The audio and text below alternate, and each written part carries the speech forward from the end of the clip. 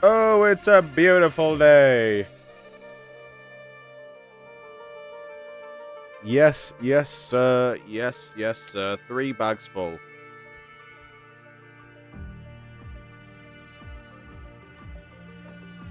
Use my mic a bit quiet.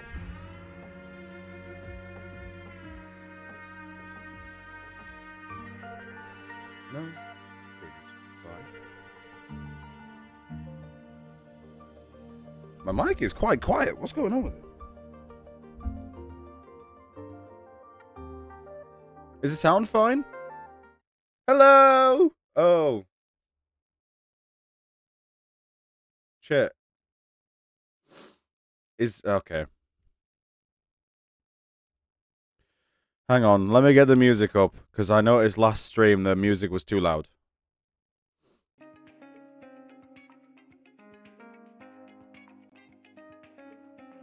Okay. So today will probably be the last commentary stream I do before 3.3 comes out. This isn't just controversy though, because there's actually a few things I wanted to go over with regards to like theories that I actually like really like imagine if they were real, you know? I think that'd be super cool. Don't forget to hydrate, guys. Plenty of water. It's white because of the condensation on the bottle. That's why. Before anyone else asks me why my water is white. But no. We have a bit to go through today. Some good, some bad. To be honest, I probably echo a lot of the community sentiment now, where I'm just getting tired of a lot of this stuff. Yeah, someone later will ask why water is white. They can come back. They can come back and have a look. But yeah, I just think the community is, at least some of the community is so done with the drama right now. Which is why I'm slightly hesitant to make this stream, and I also wanted to showcase some good stuff in here as well. Rather than it just be like me giving my opinion on stuff that people have opinions on already.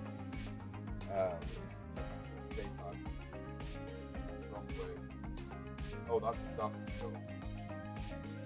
great. Man, what if I turn my monitor brightness down? That'd be a great idea. Menu, picture, brightness. Oh. Okay. I think that's helped a bit, right? And again, I don't think it does actually. Put it on. My mic is quiet. Why is it quiet? Like, it's on maximum.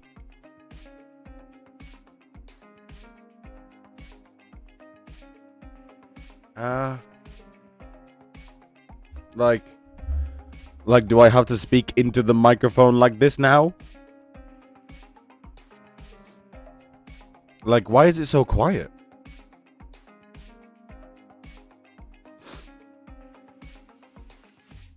Turn the audio down there.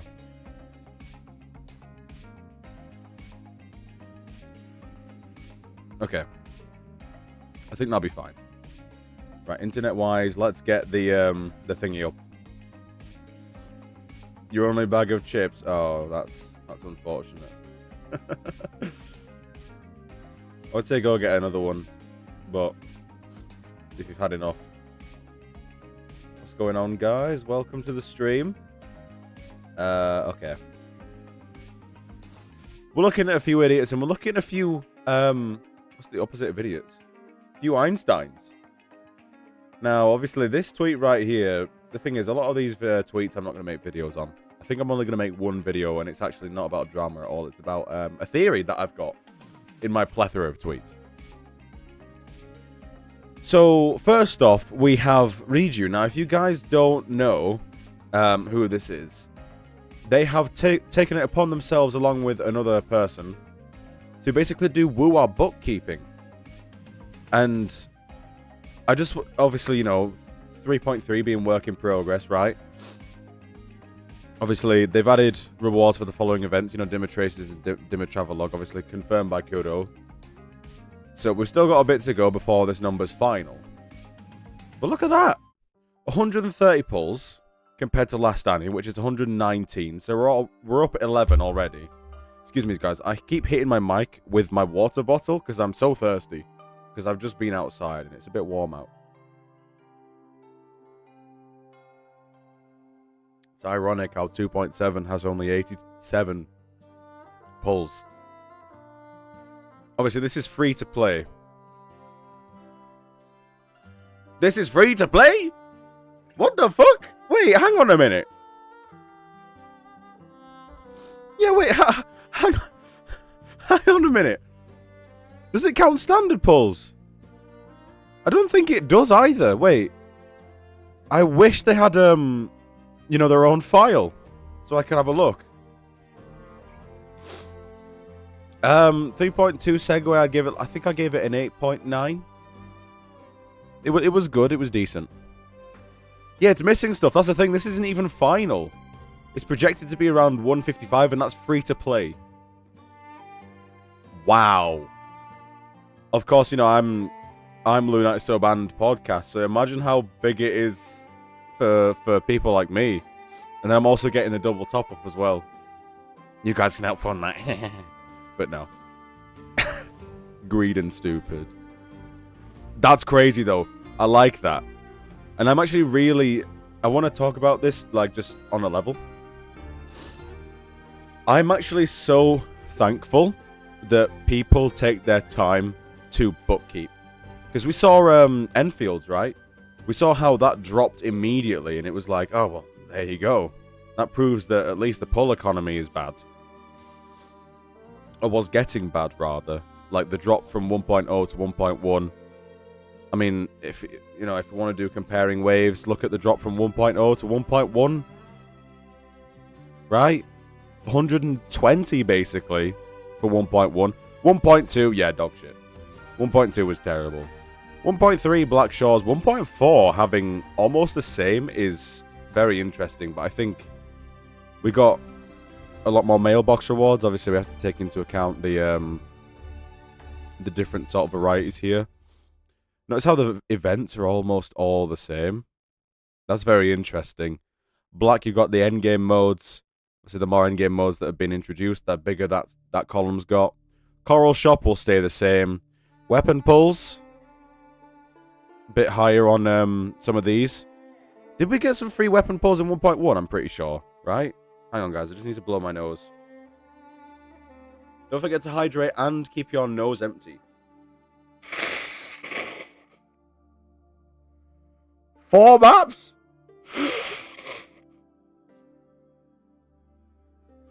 Excuse me? 4 maps? I know we've got the big Yggdrasil Worlds Tree map, but 4? Damn.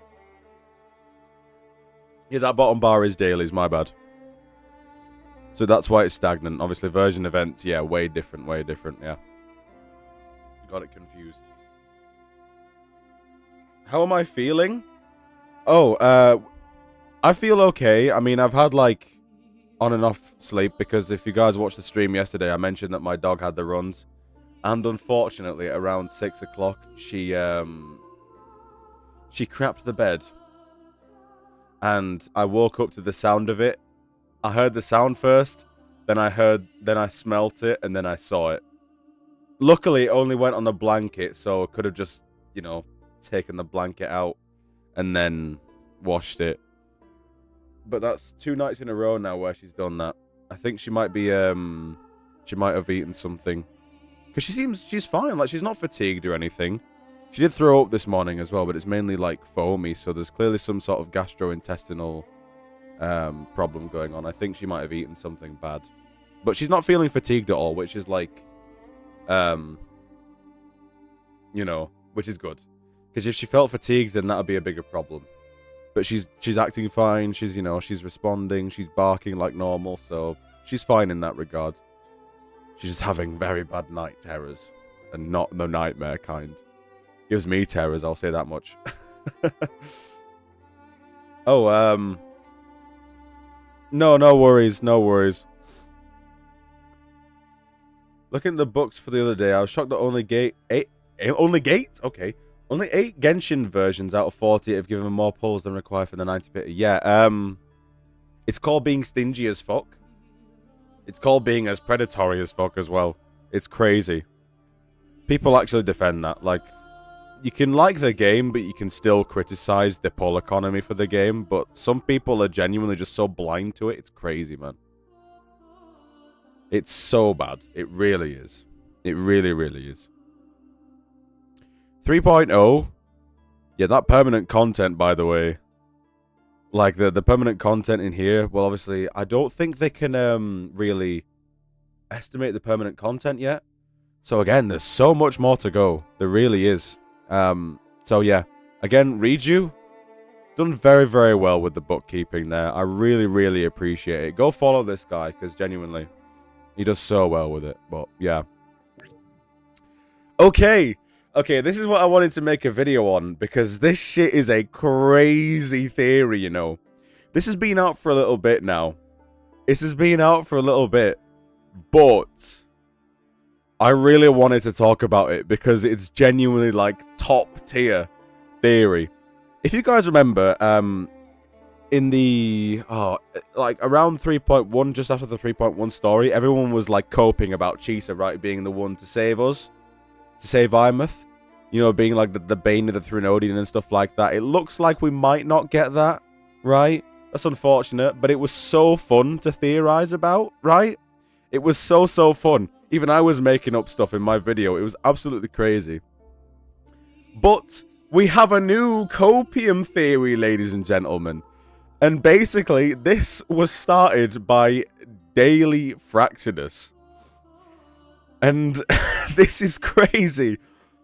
What is stopping this from not being the real Yang Yang, but the Grand Architect instead? What if the Grand Architect was the person Rover met upon arriving in Solaris 3 for the first time? And once he resets his memories, the first person his eyes open to is the Grand Architect. I'm probably chatting shit. 3.3, come fast. Yeah. This is what dry periods do, man. This is what dry periods do. So this could be the Grand Architect. Now, there is a few holes in that theory. And it's that if that's the case, then Yang Yang's dead. Right? Yap Yap is dead. Or maybe the Grand Architect can do frequencies of other resonators. You know, they can replicate other frequencies of alive resonators.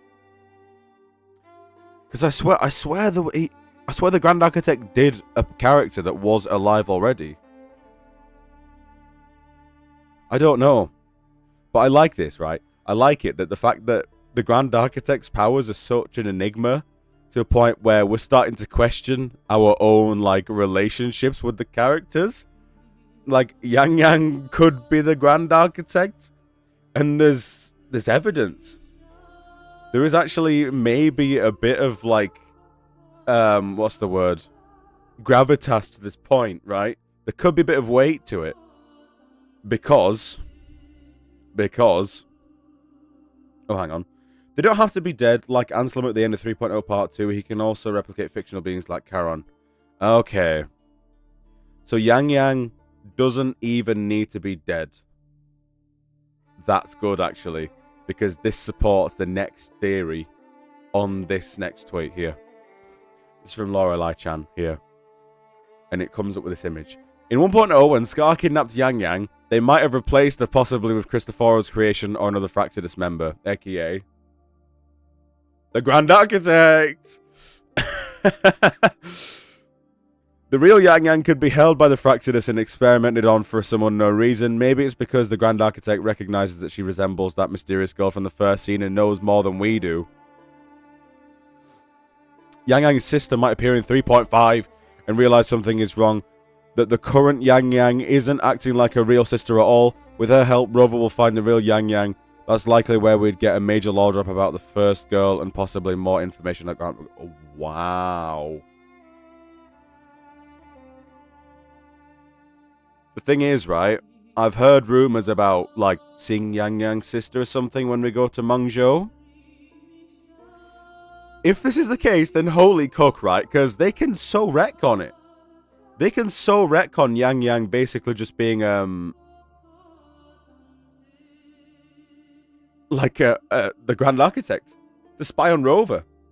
And you know what's crazy? You know what's even worse? Guys, the survey letters. Yang Yang writing to us every single patch about surveys. The Grand Architect trying to gather information from us. Oh my god! Oh my god!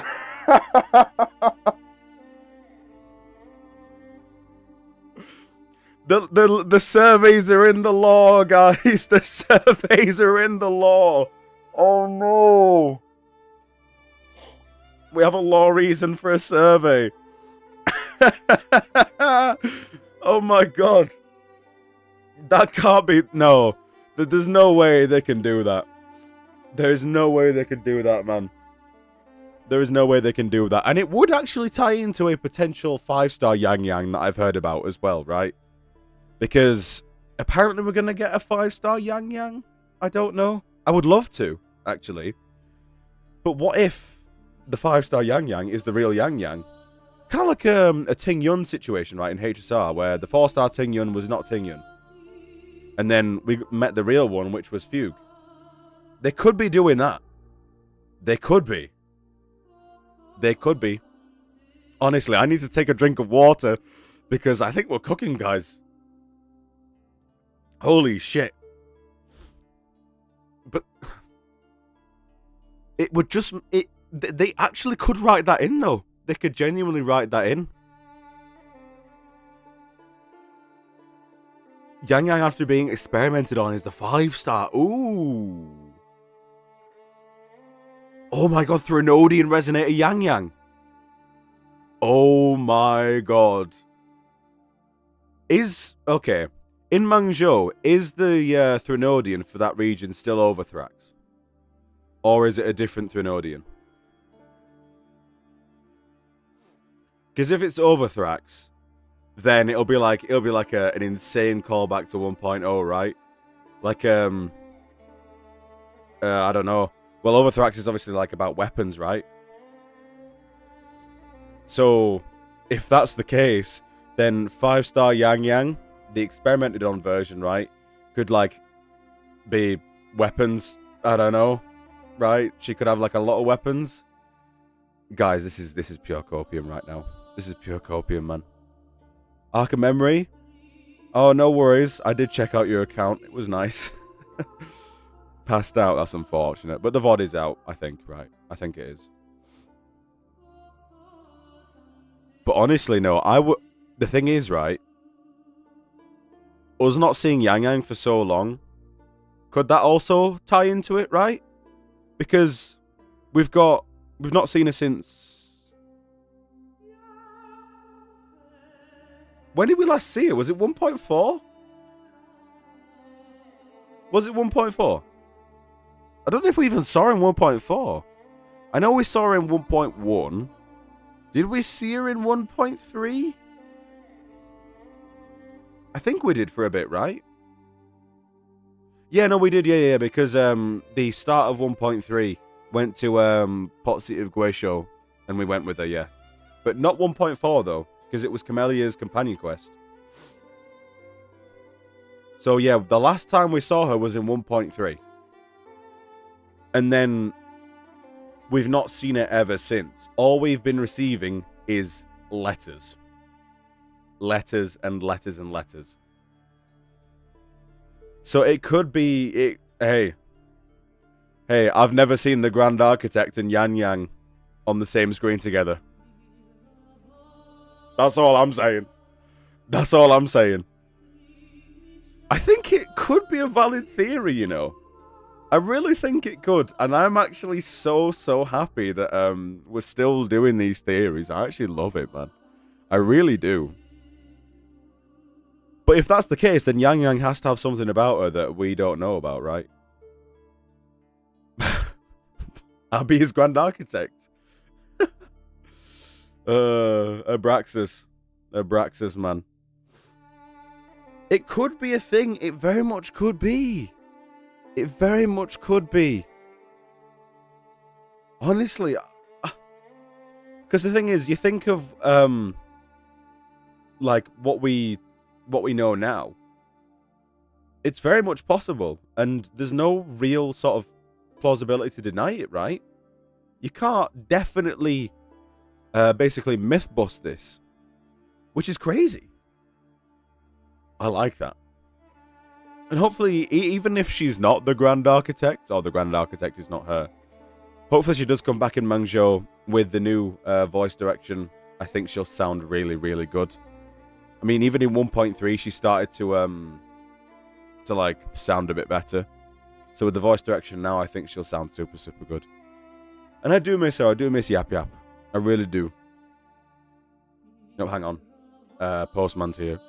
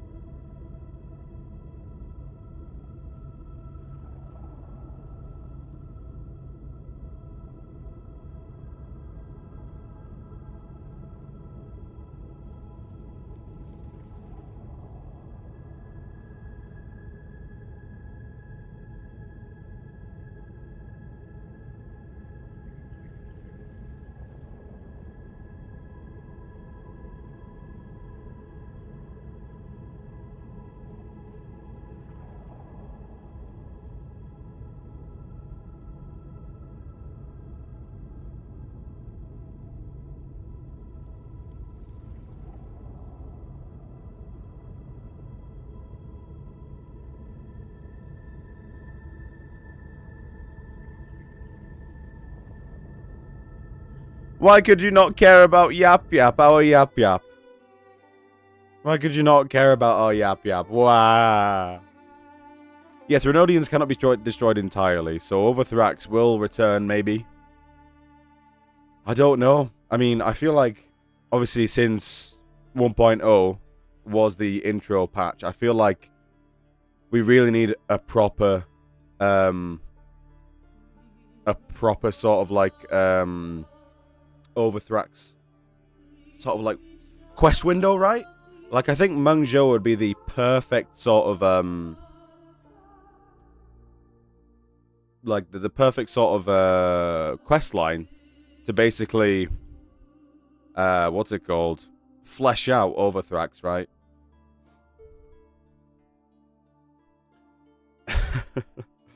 What if she isn't the real one? Imagine. It's not going to happen. But just imagine, right, guys? Imagine. Imagine, honestly. Okay. Now that we've done a bit of WuWa theory crafting, it's time for my comments on some things. Now, I'm probably as tired as you guys now, sometimes, with regards to some of these Twitter accounts, but I gotta give my opinion on them. I'm too loud to not, right? I'll drink some water first. Not me. So this comes from a thread. I can't remember what this... Oh! It's from our bookkeeper, actually. Read you tweeted, man, seeing Genshin players talk bad about WuWa's Aniv is funny as hell, when their pull count barely reaches 100, if ever. But they will soon tell you, oh my god. But they will tell you Genshin releases 1 5-star usually. Son, like your weapon banner isn't a scam. I mean, I've said multiple times that the Genshin weapon banner is dog shit. I don't need to go into that again. The whole, like, 2 weapons on the same banner is ridiculous. It's so outdated, it's archaic, it's primal, it's blah blah blah blah blah. Enfield's weapon banner is better. And I hate that banner. So, somebody replied saying, sure. The weapon banner isn't guaranteed, but at least we have a good free alternative 4-star or even 3-star weapons that perform similarly or slightly worse than their best in slot. That way you aren't missing out on such a DPS loss opposed to other games. There's just a few examples. Obviously, we've got a team here. We've got... I don't play Genshin, so let's see if I can name them all. I should be able to, actually. Farina, Hu Tao, Charlie Skirk, Lauma, and Bariza, right? I think. And then somebody actually did a calculation, or rather they took some calculations here. Even from the last 4 DPS characters, the difference is not that small. Only Zibai is decent, and you clearly don't play WuWa. Last 4 WuWa DPS, the difference between Sigs and standard free-to-play 5 stars. Sigrika 18%, Luke 14%, Imeth 17%, Galbren at 8%. And here you go. I'm assuming this one is his Sig, right? That is a big difference. And I'm assuming the 100% is the standard, right? Wait, the standard's at the bottom. Oh, wait. Wow. Really? 43% difference.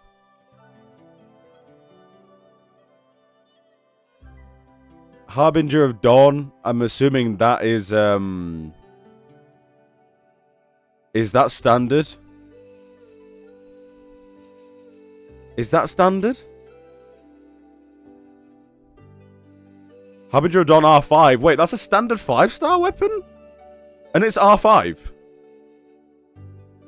So they're trying to, like, negate the difference? Is that a 5-star? Wait, yeah, hang on a minute.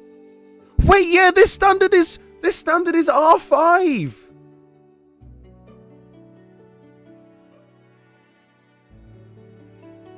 Wait, hang on, guys, hang on. I'm so confused right now. Is Blackcliff Slasher a 5-star?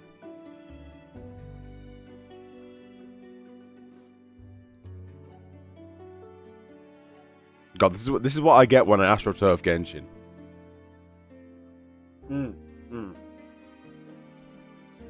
So where's the standard 5-star in this list? Oh, like from the standard banner. Which one is it? Because I like to compare it from, you know, standards to thingy, right? Number 6, Wolf Gravestone. It's still 39%. Jesus Christ. Wow. Okay. Harbinger of Dawn, you said, is a 3-star. Is Uraku R1 the standard 5-star? Or is it just no 5-star here?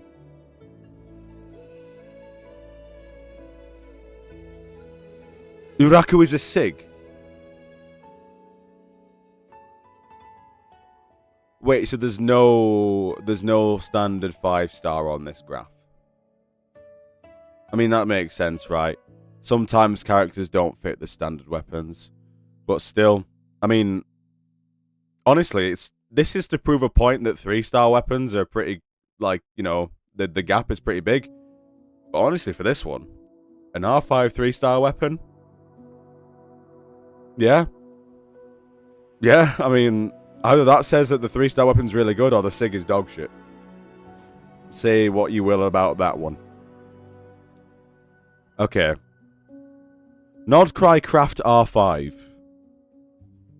Okay. Can I just say, Nefer is by far the hottest character in Genshin? Like, objectively speaking. I don't give a shit about Yai Miko. I don't give a shit about Lauma, right? It's like how I don't find Cantarella the hottest in WuWa. Anyway, swiftly moving on.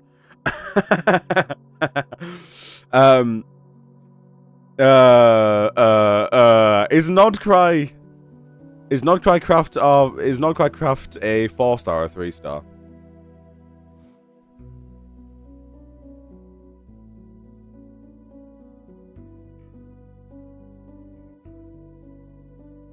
I'm assuming it's a 4-star, right? Yeah. And which is the 5-star in this case? Is it Starcaller? Yeah, Goku, pull for Shopkeeper right now. She's not even on banner, actually. Or limited banner, anyways. Starcaller is the 5-star, is it? Standard?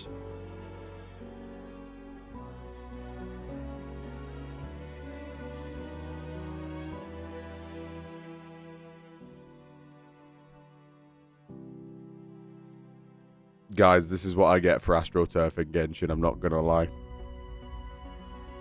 When it comes to weapons and stuff, this is why I don't really comment on weapon differences that much. There's only a Battle Pass weapon, the Jade one. So there's no standards on this list either. All these are SIGs? Really? Wow.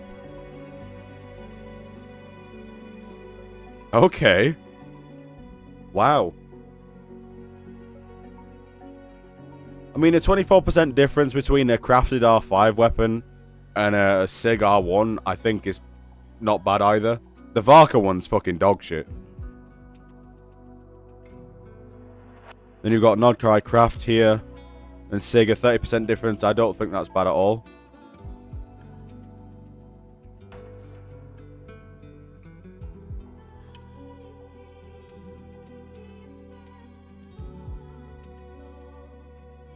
Interesting. Because the thing is, it's also giving evidence to and for the point. Sorry, for and against the point, right? I think the Varka one is disgusting, but I think the others are actually totally fine. And it just goes to show that Genshin does have viable 4-star and 3-star options, which is something WuWa doesn't. But unlike Genshin, I guess you could, you know, if you want to do a counterpoint, right? Our weapons, our 5-star weapons, are way more attainable because we're still getting standard pulls and logins. We're getting more standard weapons added to the game. I think, right? So, honestly, I think this is a bit of a nothing burger, right? I think it's kind of like, it's just like cancelled it out, right? So, yeah, nothing bad about that. Okay. I tweeted about this, right? This was last week. I think it was the beginning of this week or last week, end of last week. Saint and Gachasmack at each other's throats again, might I add, talking about this, that, and the other. I don't honestly, right? I could not give a shit about how people play WuWa. I genuinely could not care. Hence why I don't go after like people for being bad at Zanny. I just don't. Right? I don't care about that. Play the game how you want to play, right?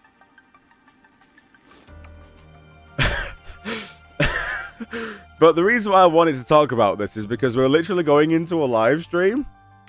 And... We're literally going into an anniversary. And we're talking about how Gachasmack would do stuff to a fictional character in a fictional world.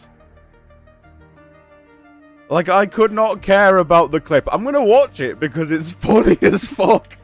Because Gachasmack is unhinged in this clip. I'm not taking sides here. I'm not gonna lie. I'm not taking sides. In the background, making those lovely sounds. Then I would carry her up to these stairs. I think he's talking about Imeth here. He later sort of retracted it and said, no, I'm talking about Looper. But I think he was talking about Imeth. I don't know. I can't really say who he was actually talking to. But just take his word for it and say Looper. Get a fucking lunge in while I'm at it. Get some quad work in, some hamstrings. And then I would put her on this table and I would fucking stroke even further, bro. Then I would put her on these goddamn, what are these, bro? Like goddamn beanbag chairs. And she would sit on it. And then after that, we would fuck on this chair. And then after that, we would go to the bed. I get that creepy ass cat. I kick that nigga off this fucking balcony because that nigga's creepy as shit. Bro, look like he belongs in Persona. Get your fat head ass out of here, brother, while I'm out here getting my third nut in. And then I would get in this.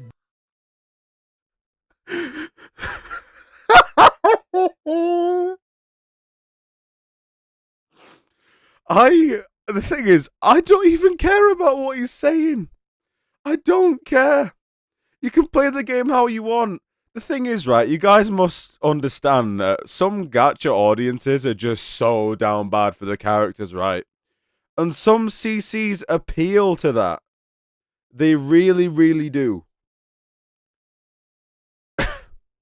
You can talk about how, you know, he has a wife and kids. You know, he has a daughter and stuff like that. We've been through this before with the whole, you know, him laughing at the Imouth situation, and I could not care less about it anymore.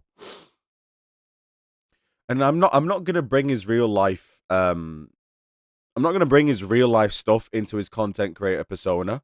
I'm not. I'm just not gonna do that. Um but the reason again why I wanted to, you know, just comment on this was because it's just the fact that, like, this is so typical gacha drama, right? It's so typical. I know Saint and Smack absolutely hate each other. I know they do. And, you know, each of their own, right? Each of their own. It's just so typical gacha CC drama that, like, what are we doing, guys? You know, we're about to go into an Annie. And, you know, it's all you know, well and good me. Guys, I'm gonna let you in on a little secret here. Turn the music off for this one. They did used to be close, actually. They did. Guys, I know I'm talking about this, and I'm talking about how, oh, guys, why are we doing controversy before an anniversary? I'm planning on something big, guys. I really am. I have asked a lot of gacha and WuWa content creators to collab on a video that I'm working on. I have messaged the likes of Saint Tontas. I've messaged the likes of Codler, I think her name is. You know, a lot of WuWa enjoyers, people that I will have coming up. I've got Blazion. I honestly, right, for people that don't like some of these CCs, honestly, we need to set aside the differences and celebrate the game. We all have one thing in common, and that's like the game. That's it, right? I invited criminals. Some people might think the CCs are criminals, but no, again, set aside any differences, right? We all love the game, and that's what I want to do. So far, I've got Blazion, I've got Fat Fluffy Penguin, and I've got Amethyst Abrams on. I think I'm going to also be able to get Ryuka Sensei and Styx, and who else? I think I've got Life Lessons Gaming and Nowl as well. Saint has responded. I don't know if he'll do it or not. He said he's down, but I'm not sure. Obviously, guys, if it doesn't happen, right, don't go to anyone's like chats or whatever and start like spamming like, oh, you didn't appear in a Neon video or whatever. Don't do that. I'm just saying this is like, I know I'm like commenting on drama right now, but I'm genuinely trying to do something good for the gacha space right now. I've actually messaged some woman. I've messaged Kate, Captain Cabinets. I've messaged Codler as well.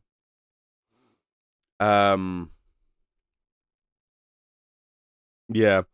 There is quite a lot that yeah, the thing is though, Saint does have beef with a few, but I'm just hoping that we can sort of, at least for one video, right? It's my channel.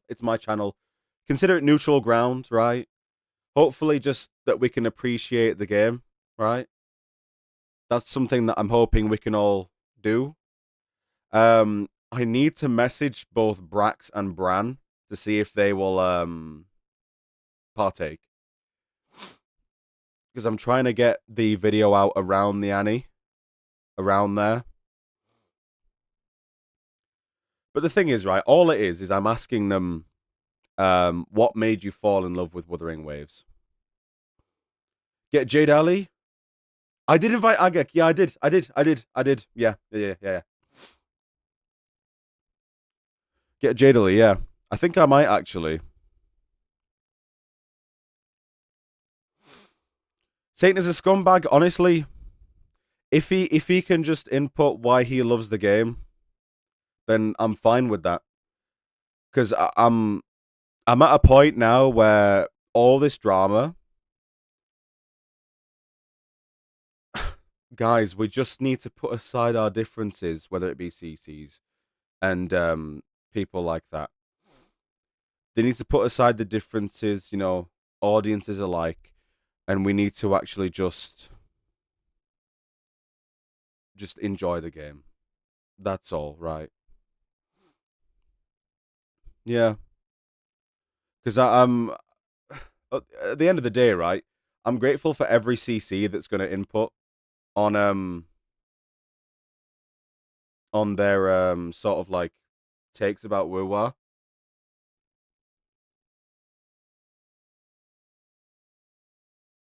Yeah, that's the problem. You're accusing me of stuff that I don't know he's done.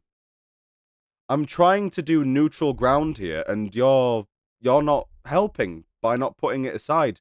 You can hate Saint, that's fine. You can hate him. You can say you hate him. I don't mind that. You can have your opinion on him.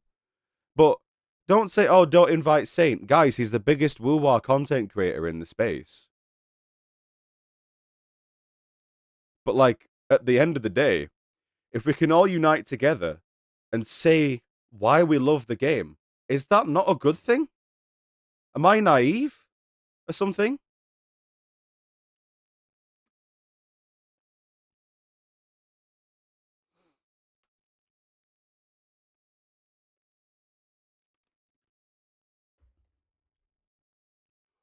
It is a good thing. And I've also asked many, many people in like in a community post as well. And I'm just hoping that, a lot of people come together for this. Because I think to celebrate the second Annie, right, I mean, honestly, the thing is, I was close to messaging Moxie. I think I might. Yeah, it is my video after all. I mean, I shouldn't have said anything. But I'm saying it because um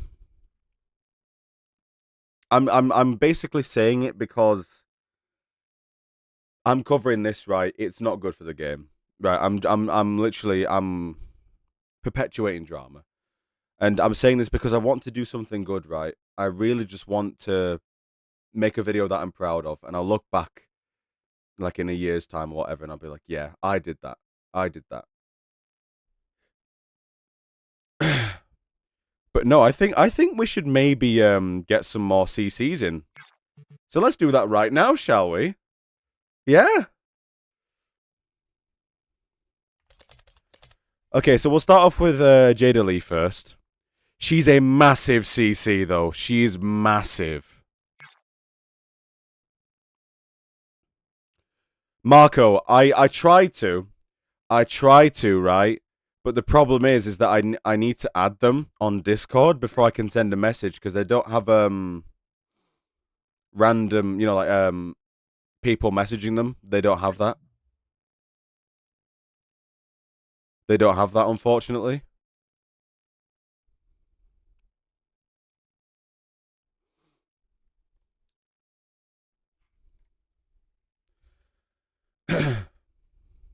Right, I need to shoot a message to her. The thing is, right, some people just have their messages turned off, like from others.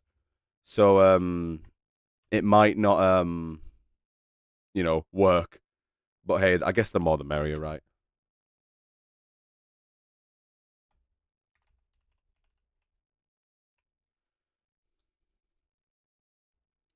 All right, I've shot a message to her now. Yeah, no, it could not be delivered. I have to add her.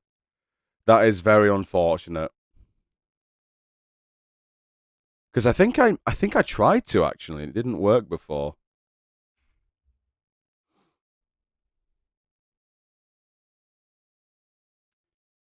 I mean, I could always just try adding them. See if it works. I mean, I guess there's nothing wrong about that. With regards to Marco, what I'll do is I'll try and add him then and just see. Because if we're gonna go and start adding people, then I'll just try it right.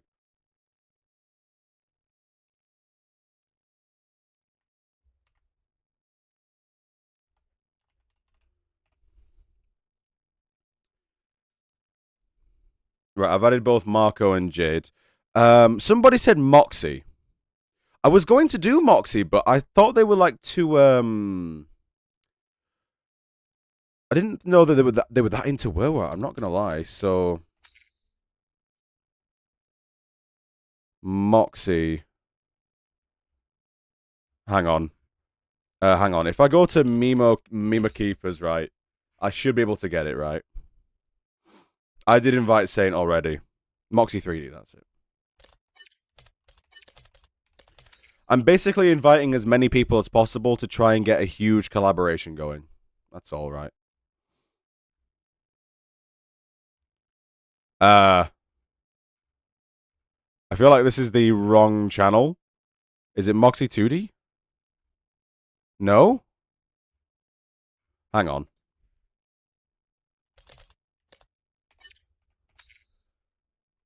Moxie Super. Ah, yeah.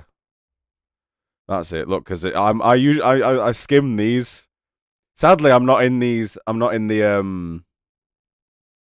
I'm not in these videos yet. I'm not in these videos. I need to be. I need to be. Super Moxie, that's it. Do they have a Discord? No, they don't. Hang on, maybe if on the main channel they have a Discord link. Yes, they do.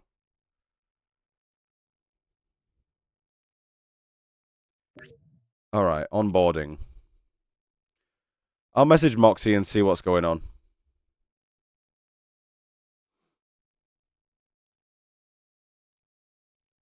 If I can, of course.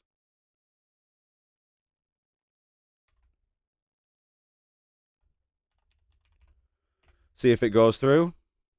It did. Okay, my message has been delivered. So we'll see if they reply. Okay, who else? Somebody said,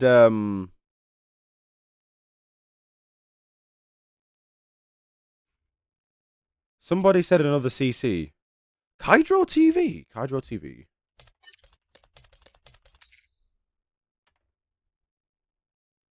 Oh, okay.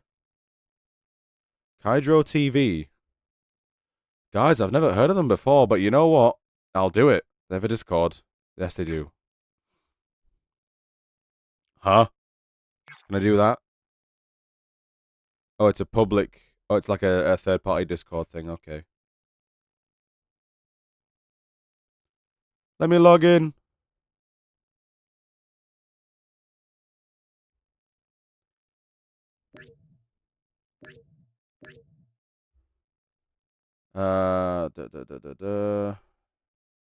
English.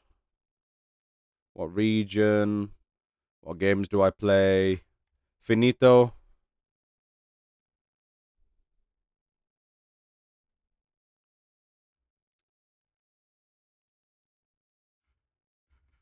Right, let's have a look. See where he is, because he's not online.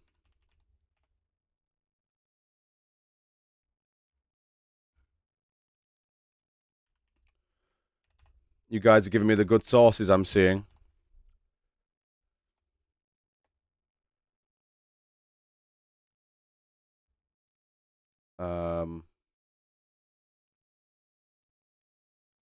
Oh, I can't search for people. Oh, hang on. Never mind, I found him.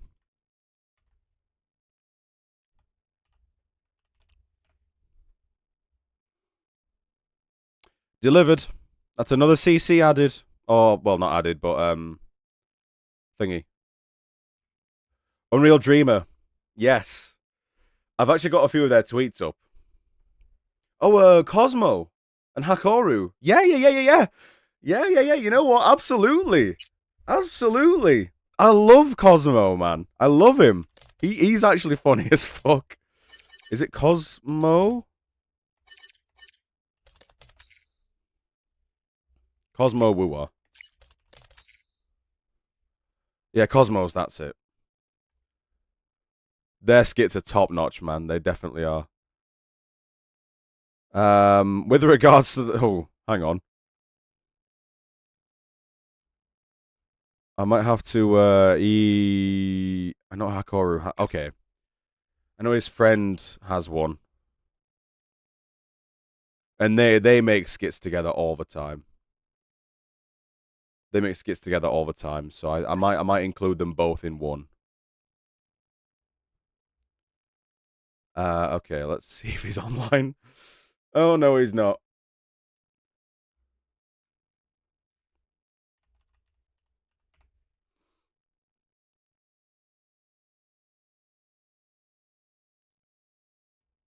There he is, got him.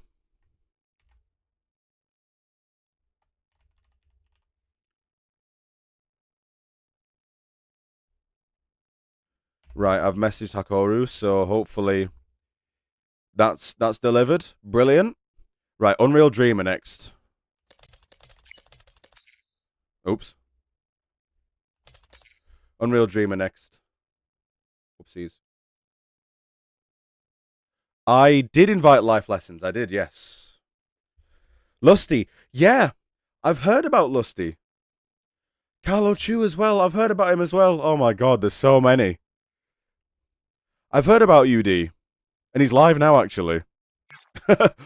Well, I'll message him. See if I can, anyways.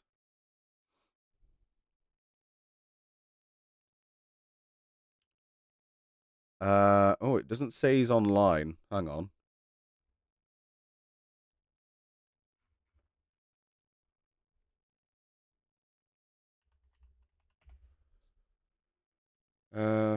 Unreal Dreamer. Let's have a look. I need to find his actual main account here, because there's a bot called Unreal Dreamer.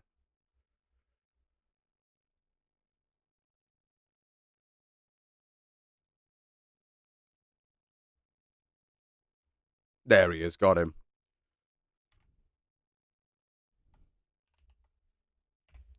See if it delivers. Oh shit, I've already messaged him. Oh my god. Oh no.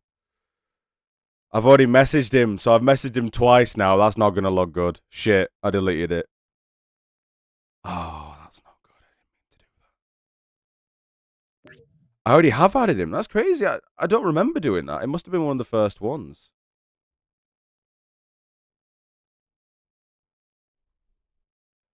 Fat Philly Penguin, I already have them. Their clip has already been submitted. Kalochu, yeah.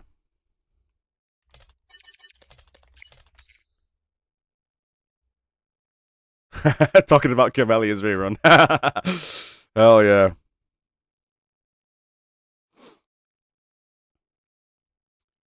There we go. We got a Discord. Nice.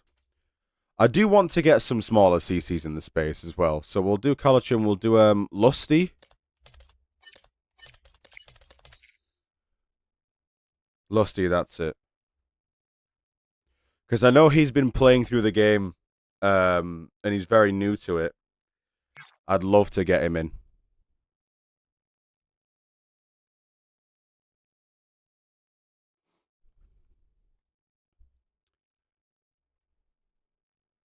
I am that.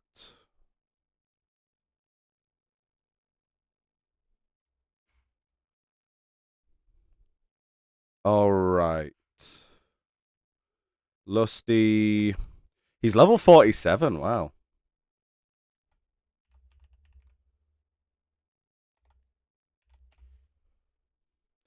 All right. I have messaged him. That's delivered. All right. Now for Carlo now.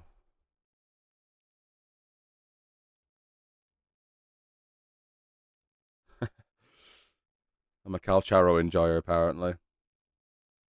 Right. I do not see him, though. There he is. He's offline at the minute.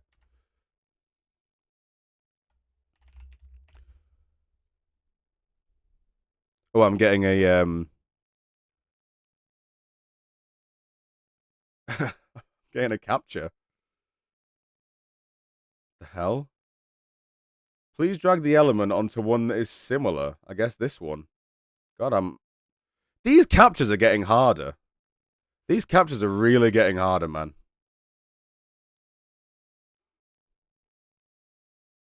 I have already messaged Agek, basically. Yeah, there are some people that are ganging on UD. I'll get to that in a minute. Yeah, I would assume so. Nicholas Light, he's too big. He's too big, man. Like I can't go after Nicholas Light or Tecton, unfortunately. But Tecton doesn't play WuWa anymore. He says he will come back, but he doesn't play it.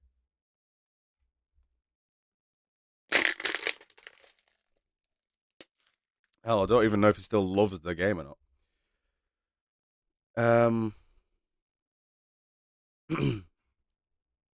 I'll try Nicholas Light though. Fuck it, I'll try it, man. I'll try it. I don't know if he has a Discord though.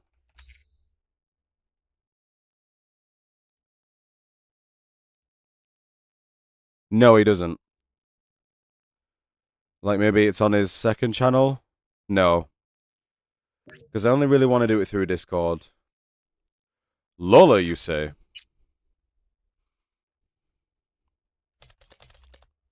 Lola WuWa. Oh, interesting. Do they love WuWa?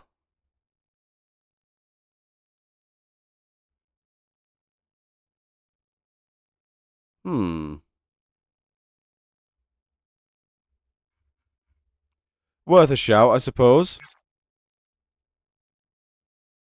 I don't know if they'll bite, because I think they're a majority Genshin streamer, but it's worth a try. No harm in trying.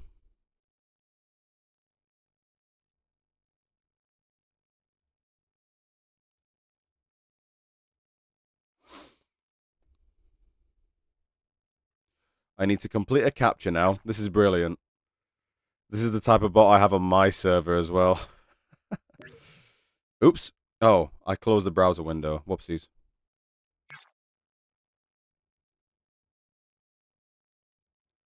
Authorize.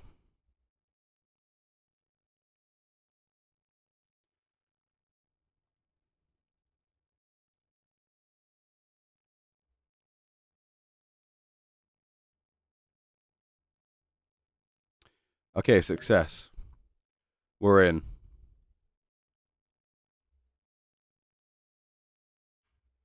Lola, okay. Right, let me message them. Do the capture. Jesus, man. Alright, messaged.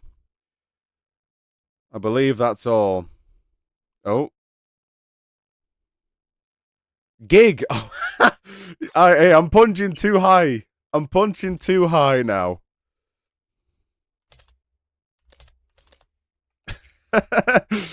I'm punching way too high above my weight now.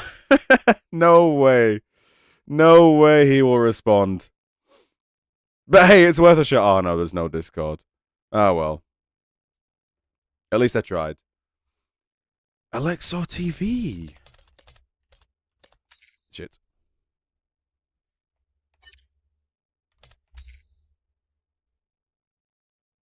They're new as well. Yes, they are. And yes, I will. Oh, they don't have a thingy. Wait, hang on. Maybe all links. Oh, they don't have a Discord.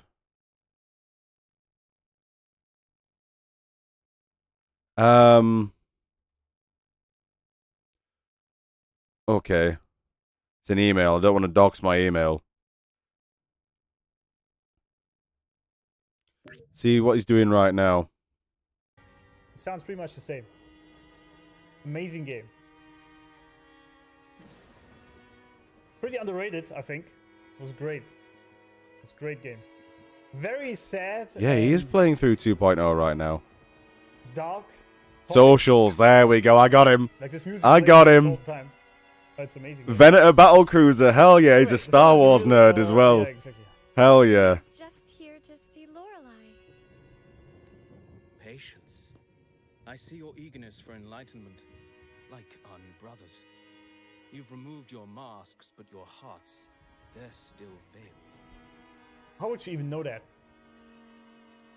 Everyone Let's have a look wears here. a mask. Everyone in Raguna, without exception, never unmasked. This is the source of our suffering. Where is he?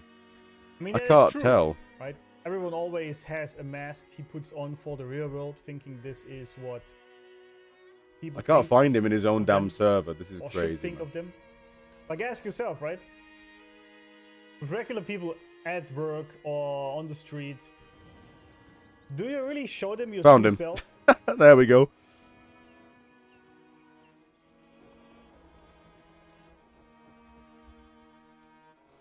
You know? In most cases, we don't. It's always a version of ourselves we think other people would like, at least in part. Or we hold back something we think that they don't like. I'm loving the in-depth analysis I already. still have the original Arcanum big box. Damn, the old legend. I wish I still had that. I'll Also type a wish I still had message this in. about, See if he sees it. Need for Speed Most Wanted, the original one. I had the black edition. I'm a fucking idiot. Sold it. Stupid. And a bunch of other games.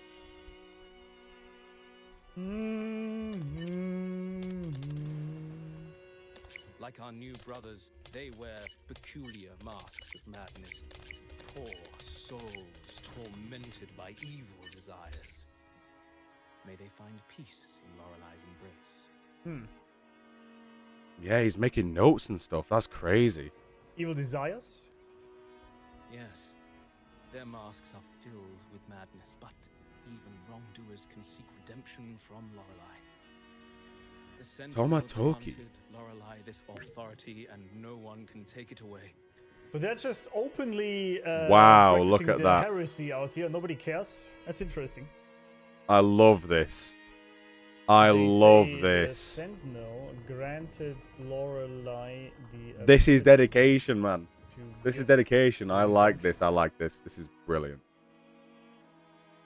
They believe we all wear masks all the time. Which is true. Brilliant. Ture. We rarely show our true selves. Yeah, college I might do noting. an automotive Yeah. video. We'll see. Yeah, you guys are still trying to sell me on P5. I know, but I mean, let's do WuWa first before we do anything else, yeah? Oh, they don't have any Discord. Yeah, everywhere else. Why play WuWa? That's ironic, Yeah, actually. Black Edition 2, man, old legend. You should sell it though, because you say. Oh, man, they don't have a Discord, do they? Follow Lorelai's song and Not for many. you may meet Our Lady. I'll message them on Twitter Transgressions are if I can. beyond redemption. Aha. You'll be lost in a sea of clouds. Well, forever. that's different from Jesus, isn't it? I don't know how to He said message people nobody on is Twitter, beyond though. That's the redemption. problem. Apparently, in here there is a limit. But I'll take There I'll is take note. I'll apparently. take note. Oh, All right. Back to what I'm doing now. Now, that was a little intermission, wasn't it? Yeah, it took a little bit, that. And I had no music on the whole time. Brilliant. Yeah, I would assume so. Most people have Twitter DMs blocked. Right, so I did want to talk about this right here. Yeah, thank you, man. I just want to do something good for WuWa. I want the community to come together, even if it's just for a bit. I've messaged Glaive Kyo as well. They actually added me, funnily enough, but I don't know if they've seen it yet. I would love for Glaive to be part of the video as well. Well, I'd love for everybody that I've messaged to be part of it. You know, the more the better, right? But you know, if they can't do it, then that's fine. That's totally fine. Okay, I'm not going to talk about what I just saw, but I have... Oh my fucking god. There's been a huge WuWa leak, and I'm not going to talk about it because it's... I can't believe I've been spoiled for them. It's for 3.4. It looks so good. I'm not talking anything about it. No. I can't talk about it. I genuinely cannot. So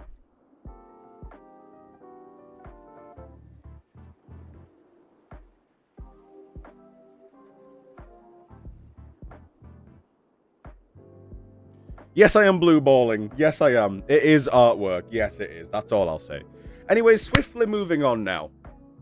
Because I can't talk about it. I can't. So, as we all know, we had a web event that just came out for the Annie, right? It's the web event, the WuWa second Annie web page rally. And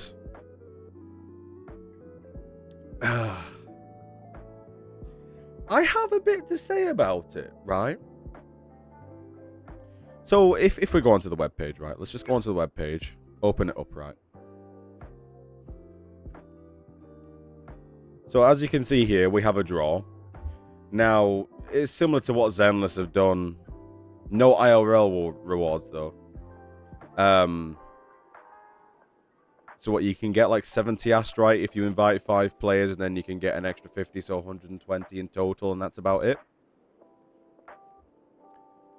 So yeah, you usually get, you know, the medium stuff, right? And then you usually get a yang try again. But the controversy is obviously coming from these things right here. You know, the pulls, the 10 pulls. If we look, I think there's a rewards sort of like info thing, right? Here we go. People are mad because there is a limited amount of winners for these pulls here. And they're basically saying, oh, well, why they're limited, and, you know, we should be getting this normally anyways. And then, you know, people saying, well, they should have been given anyways, and then, oh, but it's ironic because this is what we got for an apology last year. Some people said, well, these are apology rewards locked behind RNG. First of all, no, they're not. This event was going to come out regardless. And again, someone in chat, I think, put it perfectly. These rewards are minimal enough as to where it doesn't promote FOMO. Or at least a high level of FOMO, right? It still does promote FOMO because you're missing out on a 10 pull. You know, we know how expensive 10 pulls are, right? We know how expensive they are. But obviously, if it was unlimited winners, then it'd be promoting more FOMO. It'd be more. But with regards to like this, do you feel like it's 10 cents influence? I don't know, because when I saw it, I thought nothing of it, right? I just thought, oh, well, it's a simple sort of spin the wheel event, right? Nobody is ever going to get these. Like, I can tell you, a friend of a friend of a friend of a friend is not going to get these. Is not. They're just not, right? And all we're getting is just, you know, this stuff. And the Astrites, and the Astrites there. I think Zenless did it better. If you guys remember, Zenless did an event just like this not too long ago, where instead of having 10 pulls, they had like IRL rewards, like phones, PlayStation, stuff like that. Like a Miyabi friggin' what's the word? Like a standee. And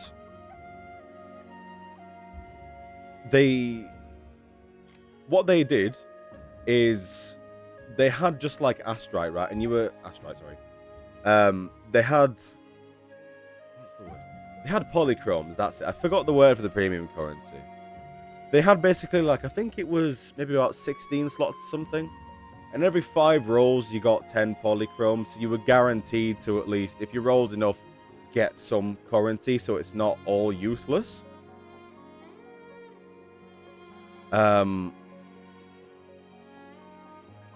And basically, I think that's just better. I mean, the Zenless one did have a 10 pull dangled in our faces. Did I ever get it? No. I think there was also 800 polychromes in there as well. So, to have these here, guys, I don't know why we're making a fuss about it, because ZZC did it and I did not hear a peep about it. Like, we're literally getting... Don't forget, right? Last Annie, I can't believe I'm bringing this up again. Last Annie, we got these rewards as an apology, right? And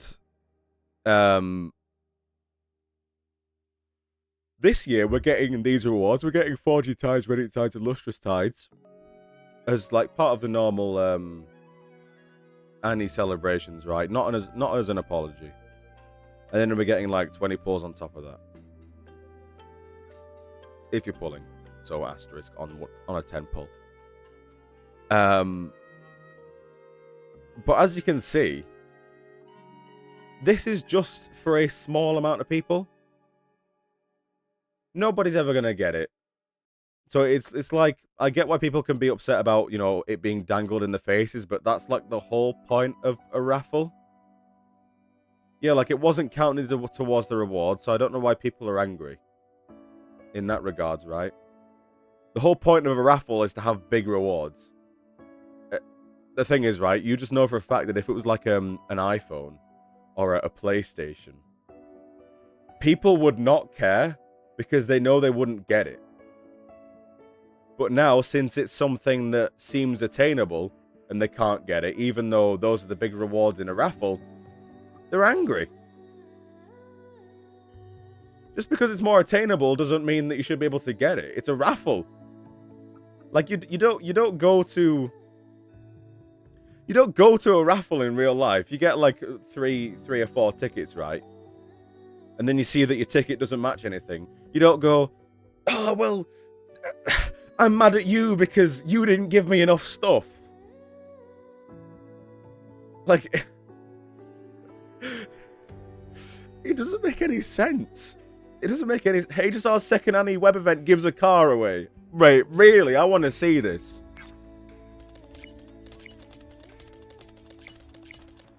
Not second Annie. Oh, wait, it's fourth Annie. Fourth and... hang on. Shit! Wait, what have I just done? Oh, no! No! No! No! Wait, oh my god, thank you! Oh my god, oh my god, oh my god, oh my god, my channel was about to get fucking nuked. My channel was about to get fucking nuked. Oh my god, oh my fucking god, oh my fucking god, oh my god, my channel was about to get nuked. My channel was about to get nuked.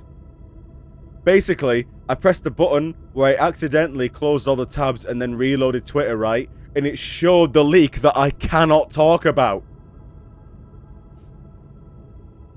It was front center, front page. You know how many friggin' words I've muted so that I don't get leaks on my Twitter homepage, and it still happens.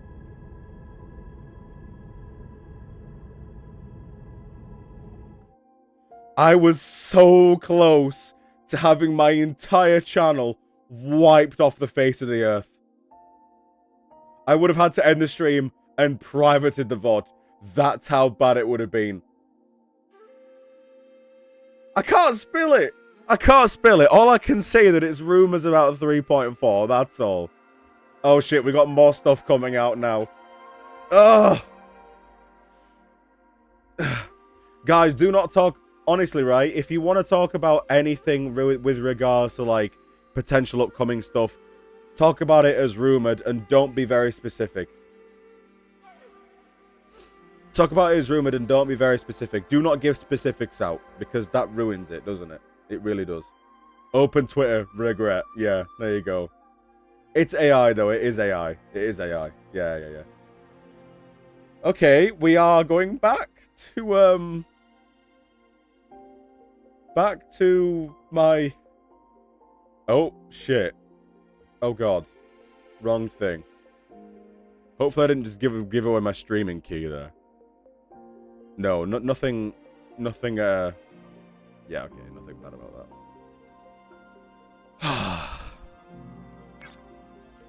Did HSR give away a car for the third Annie? I'm pretty sure I was there for that.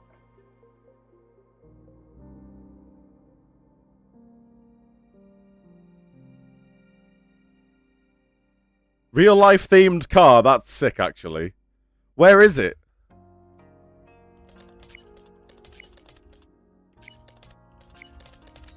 I want to find it. Where is it? I want to have a look at it, just because.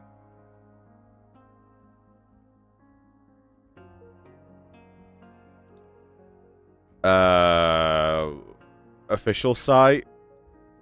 Where can I find this web event? Yeah, my key sounds, they are cyberpunk. Okay, I guess. Can I not find the web event anywhere? Hang on, I saw a link on HoyoPlay. Hang on, let me just Here we go. There's a link on HoyoLab here. Skip. Skip.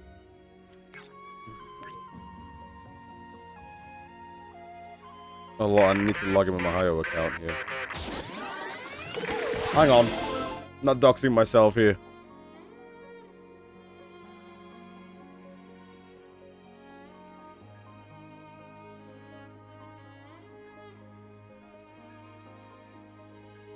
Oh, it says my team's full, but I see the car. Oh shit, look at that. What is it? Shut that fucking music up. That is terrible.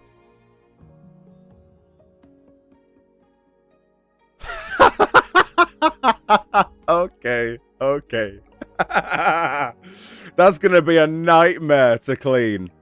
That is going to be an absolute nightmare to clean. You get a bit of dust on that, it's gonna look absolutely horrific.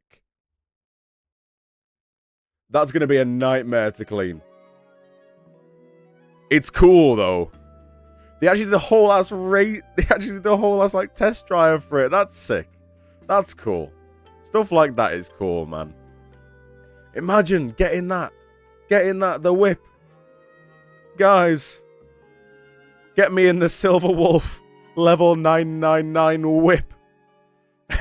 It's funny. That's funny, man. Oh, oh wow, they're doing like PCs, Razer Gold, Moondrop. Honestly, some really good collabs here. This is a proper Annie web event. That's just Hoyo publicity for you, unfortunately. Oh, a phone. Oh wow, a whole ass you got some standees, you got a whole ass themed sort of a keyboard thing there. Third Annie exclusive swag. Oh god, we got a body pillow for both Stell and Kylus. HSR on disc. Blankets. Oh my god. Controllers. Acheron controller. Oh, that's Evernight. Never mind. Apparels. Yeah, those are some crazy... I mean, the car is the best thing, right? But yeah, that's pretty cool. I mean, if we're going to do comparing waves, it puts the WuWa web event to shame, right? I guess it does. Like, I can't say anything else. But yeah. Oh. Okay. I don't know why this was open. Okay. Yeah. Next one. Okay. This one is annoying. This one is annoying. Now, this is obviously in regards to the thing that I just spoke about, which was the Annie web event, right? And this is an NZE account posting this, right? Bearing in mind, the game is not out yet. The game has only been out for 1 day in China. Right? And it's not even out globally, yet we have NCEWL. They've deleted this tweet, by the way. They've deleted it. I think it's in response to the WuWa's official tweet, right? Talking about how, you know, their free rewards are better, right? You got an S6 R5 Chiz, yeah? Right? Fair enough. Right? But the fact of the matter is, it's a NCE sort of like info account when the game's not even out yet, replying to WuWa, creating tribalism for a game that doesn't even fucking exist globally yet. That is what pissed me off. Because it's ironic, because I'm pretty sure Genshin did this to WuWa as well. Like, the Genshin community did this to WuWa. Like, the thing is, yeah, that's what I'm saying. Why are people putting NTE and WuWa, like, why are they pitting them against each other? Like, I'm seeing a lot of people compare WuWa's annual rewards to NTE's launch rewards.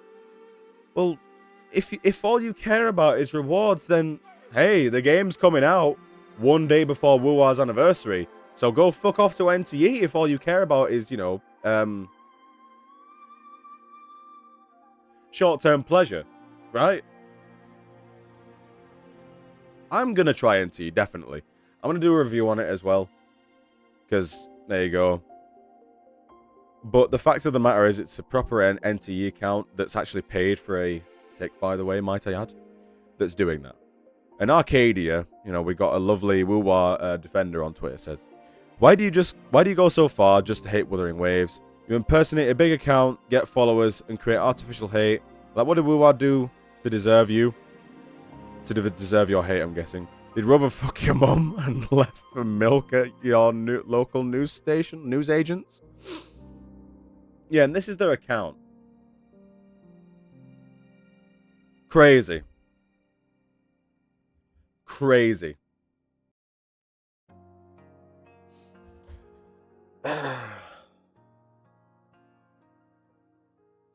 I'm out of water, guys, but I'd be drinking right now. Drinking water.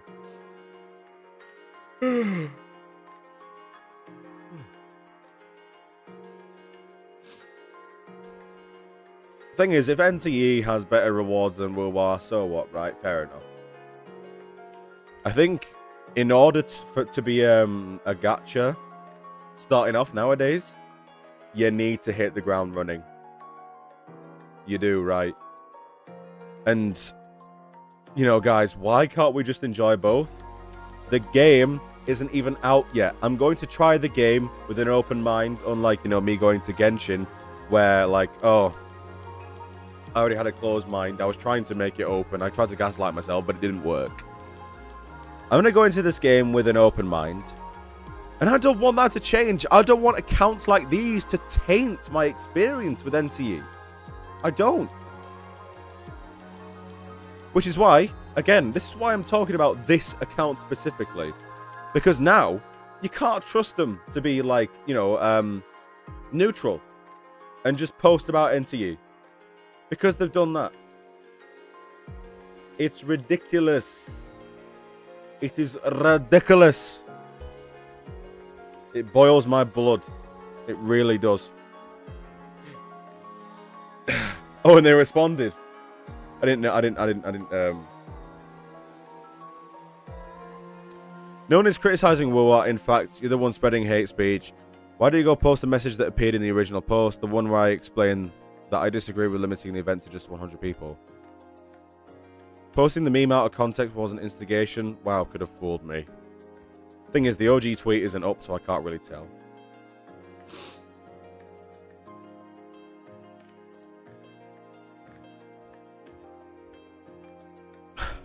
But again.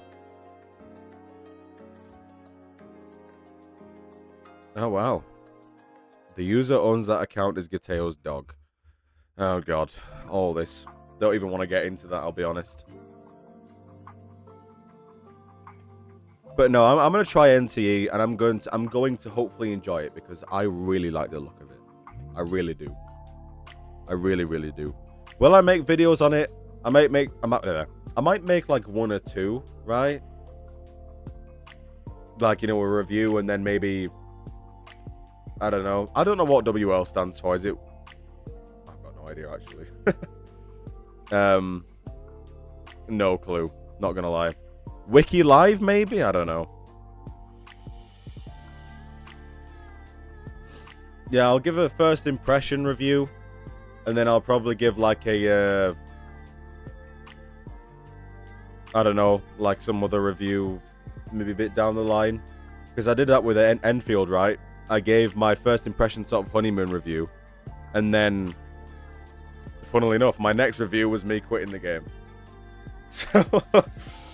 So yeah. Let's hope NTE doesn't do that. 30-day review, yeah. Honeymoon review, then the make or break review. Okay, I think this quote here. Hang on, the dog's about. What are you doing? You don't need the toilet, do you? You're not going to crap in my room again, are you? She really stunk out the place this morning, genuinely. I was almost sick. So I think this tweet here is in response to that deleted tweet, right?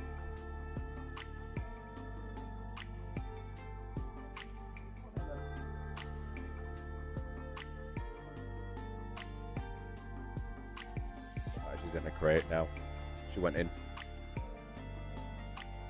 Good. So yeah, I think this tweet is in response to that tweet that was deleted, and it basically says, for the last few days, whenever I check WuWa official's account post, there is always people praising NT under comments, or saying they are leaving WuWa for NT, etc. Weirdly, I've never saw the same things from other gacha games, or NT marketing team out of ideas. Whether it's from NTE's actual, like, official marketing team is, I think, a bit of a stretch, right? Then again, I don't know what this is actually... this post is replying to. I'm assuming it's the, you know, the Annie event thing. But, you know, I'm not gonna jump to conclusions with that. But the reply is what I wanted to look at here. WuWa Anniversary sucks, and there is a new game with no 50-50, a free character with dupes and weapon, with better graphics, uses half of the space, and runs better than WuWa. What do you think is going to happen? Everyone keeps playing WuWa, eating the shit Kuro gives you. Okay.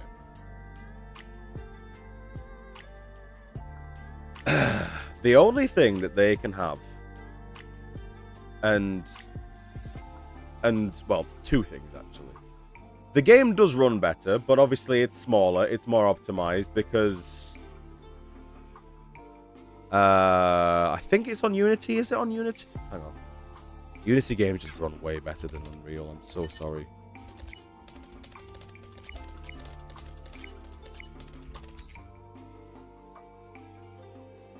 Oh, it's UE5. That's why. That's why. Okay. That's why. That's why. Okay, that's why it runs better. If WuWa was on UE5, right, it would run so much better. It's like WuWa's trying to push the engine so hard, whereas UE5 would low-key just help them a lot. You know, we have a go at Genshin for not upgrading their engine. If WuWa can upgrade from UE4 to UE5, then yeah. I actually didn't watch the NTE stream. I didn't, because I was away at my girlfriend's for the weekend. Hell, I could barely watch the WuWa stream as it was. Okay, so NTE's on a better engine, which is crazy. Is that how Genshin feels? But no, it definitely will run better, 100%. With better graphics, I feel like comparing a city game with sort of like those semi-realistic graphics to a fantasy game, I don't know. I will have to try it out, right? I'll have to try it out, you know, with my my computer and see what I can do. Because I think better graphics is a bit subjective sometimes, right? Uses half the space. Well, duh, it's in its 1.0 patch. Like, hello? Like, hello? Nuance is out the window, apparently. And the other thing I was going to give it, obviously no 50-50, right? That's massive. That's massive. No 50-50, you still have to pull the units, but at the end of the day, no 50-50 regardless is massive.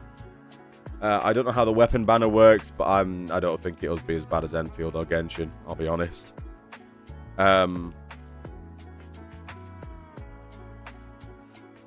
But at the end of the day, if you want to play NT, go play it. Like, Am I going to stop you? No. I'm going to play it. Hell. Like, I'm coming with you. I'm not leaving WuWa, but I'm going to play NTE. Because the thing is, I wasn't interested until they showed the second beta footage. I was really not interested at all. Because what I really wanted to play was Ananta and Silver Palace. Them two were the best. And then Rewinding Cadence shows up out of nowhere. And like, oh my god. I don't think I'm going to play as Premilia though. I think it's a bit too tasteful for my liking. Like the bazonkas are a bit too big for my liking, unfortunately. Or fortunately, rather. I don't want to desensitize myself that much, I guess. But, yeah, somebody said there is a but with all this, and that's true. Free character with dupes and weapon, you know, S6, R5, right? It's clear that this game is about collecting characters because you've literally got a whole mansion system where you can invite characters, like Epstein's mansion. Like, you can do that. And that's clear that, you know, that's what they're going for in the game, right? So, with that being said, that also ties into why they're giving us so many pulls, because they don't really care about the character gacha that much, right? I think they are caring more about, you know, skin monetization, so it's kind of like a soft DNA in a way, right? A soft DNA. Where instead of removing the gacha entirely, they still have it, which I think is a good idea.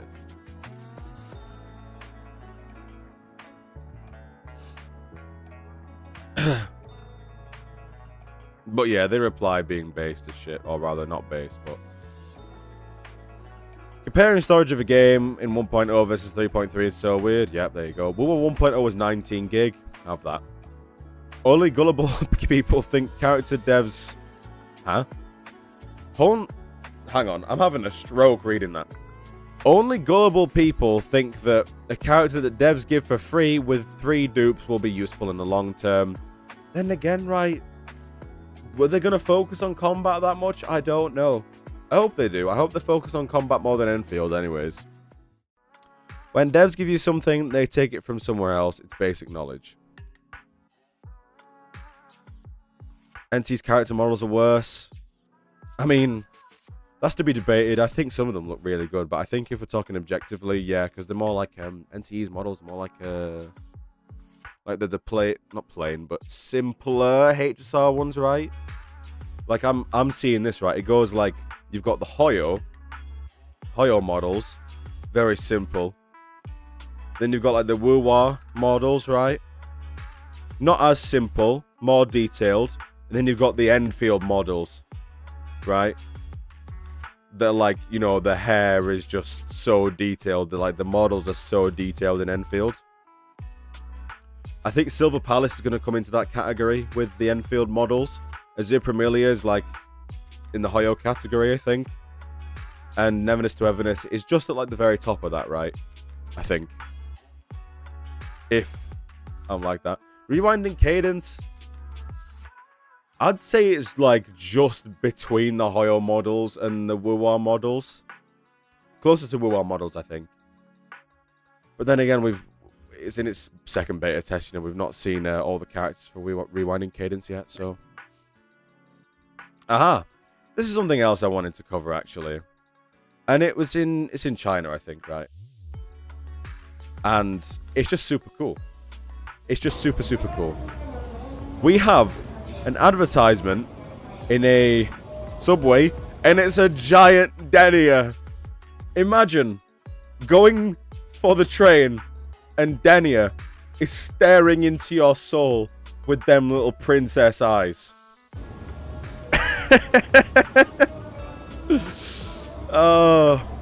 It's literally just a version 3.3, like a whole banner going down the escalator. And you've got you've got evil denier staring at you, then you've got bubblegum denier staring at you again. It's just cool as shit. I love it when Kuro puts shit in real life. I just absolutely love it, man. We're gonna go down it now. Oh, wait, there's another one. There's another one. There's Hiyuki as well. Oh, that's cool. That is cool, man. Look at that. There's Hiyuki as well. Oh, then they've got all the different versions of it. Oh, that is sick. That is cool. That is cool.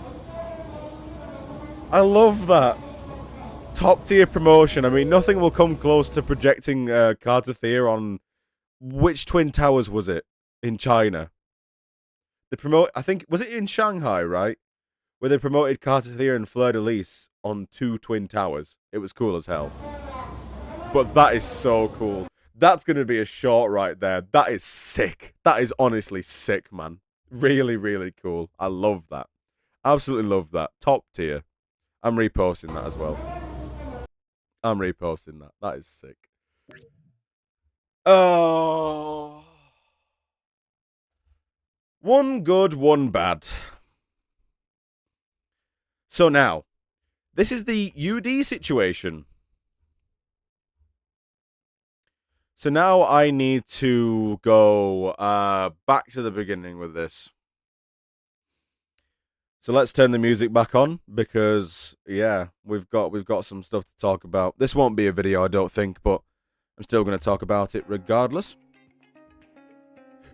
Excuse me.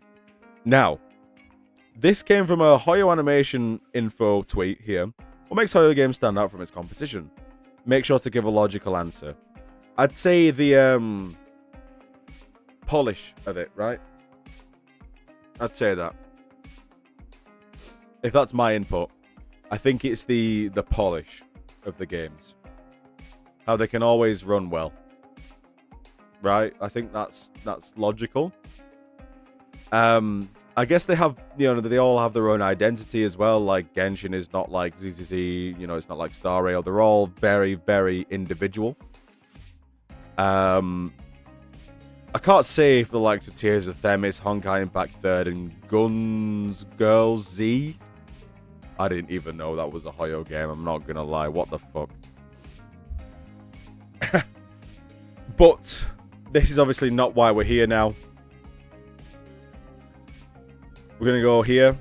And this person replied with, Hoyo supports the creators on a level that barely anybody can reasonably match. Yesterday's a good example. All that Silverworld fan art with similar compositions that had to have been organized.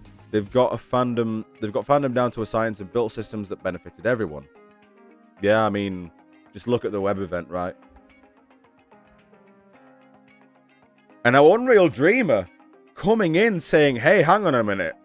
Hold up a minute. He's a CC, by the way, so he knows exactly what he's talking about.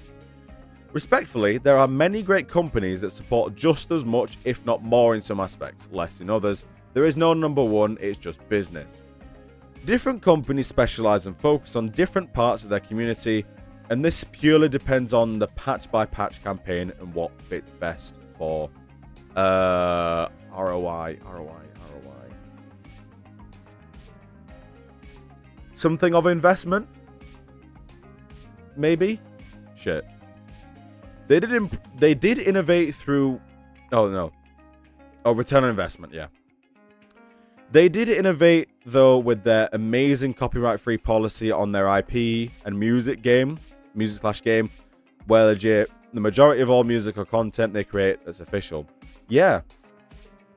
Because I'm playing music from ZZ right now, so I guess that's very much true. Can be repurposed or used for video editors' work. Artists even use for their business, even if it's not related to anything Hoyo, like, I guess, my videos, right? It's why content creators use Hoyo OSTs for their YouTube videos. There you go. Even if they don't play Hoyo games, there you go. It's genius and insane. The majority of their huge content catalog can be used this way with no repercussions. I like that. I agree. I think that's a top point. But they are not the only company that supports their community at the level they do. There are several great several great companies out there. And now I think this is okay. So we need to keep going. The Hoyo copyright-free policy is genuinely so nice and is genius for marketing purposes. I agree. Because people will put like ZZZ music, HSR music in the background of their videos. People will go, what's that OST? And then the creator will go, well, it's this. And then that person will then search it up themselves, and then they'll know if HSR or ZZZ or Genshin or whatever. It's route one publicity, man. If your music's good, you make it free. If your music's good, If your music's good, you make it free. Look at Expedition 33. People love that music. And it is, you know, free to use in videos as well. The more their work is spread for free because creators use their music without needing to pay for copyright, license, or permission, etc. The better for marketing and growth. Exactly. Saves them a ton of money too, because then word spreads. Wish more games and companies secured copyright-free policies for their IPs would help with their marketing a ton and give creators more options as well. If more of the gaming and music industry followed Hoyo's policy for free use of music and art the way they do, we'd see more explosions of content and creative work. Some companies are starting to see this and do the same. Just need more of the older ones to do this too. I absolutely agree. I absolutely agree. And then the Hoyoshill account, right? The Hoyoshill account called Tongpurin, right? They love spreading misinfo. I don't know how, right? Because this tweet is glazing Hoyo, right? And they say, just say you want to promote Kuro games because they paid you a big sum of money. I know you avoid name dropping them to not make it so obvious. Like, hold your horse a bit with defending that shitty anniversary. Most people lost respect for you after that post. If anything, I actually gained respect for UD for speaking up about that. This is mostly a Hoyoshill post from it. Well, no. This is mostly a Hoyoshill post, and from it you're talking about me being a big Kuro shill. What are you talking about?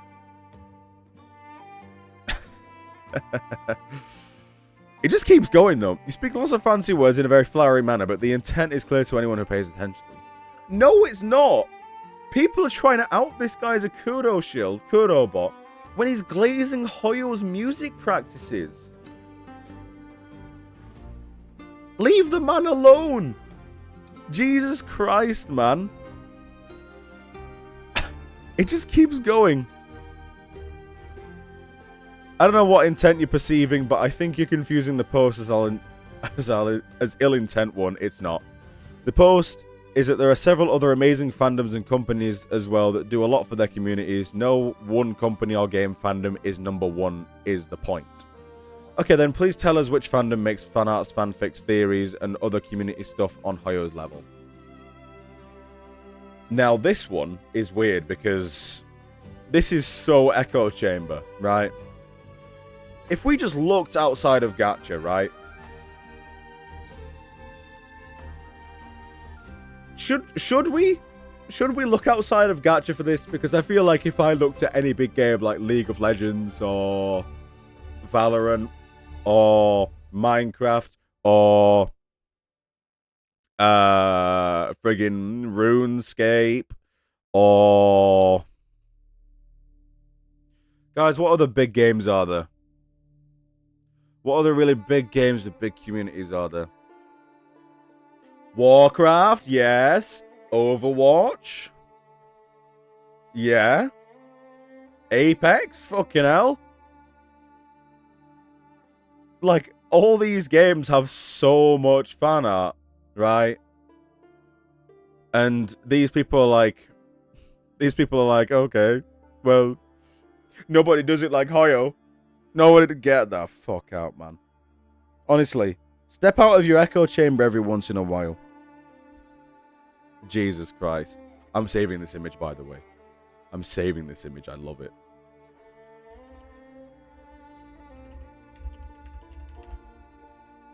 I think it's great. I think that image is great. But it keeps going. Because it's, again, he's WuWa Shield trying so hard to act like he enjoys Hoyo games now that his content is failing. He can't even say WuWa as an example because he'll be laughed out the room for those DMCA incidents. It's ironic, actually, that the DMCA incidents are not fucking Wuthering waves. It is not Kuro Games doing that. By the way, the DMCA incidents that I've actually been victim to, mind you, and they dare speak about it like that? Like, how thick are you? How dense are you to not be in the loop that, you know, you astroturf the community so much that you do see that there's DMCA issues, but guess what? The DMCA issues are from your community. It's your community doing that. So, do you want to reconsider your tweet? Or gotcha Grail? Honestly, man. What an idiot. And then UD speaks about this. If failing means breaking records in most views ever in the channel, and most growth ever, I gotta fail more often, lol. About to break 100k with this whole Kuro shield Hoyo thing is dumb.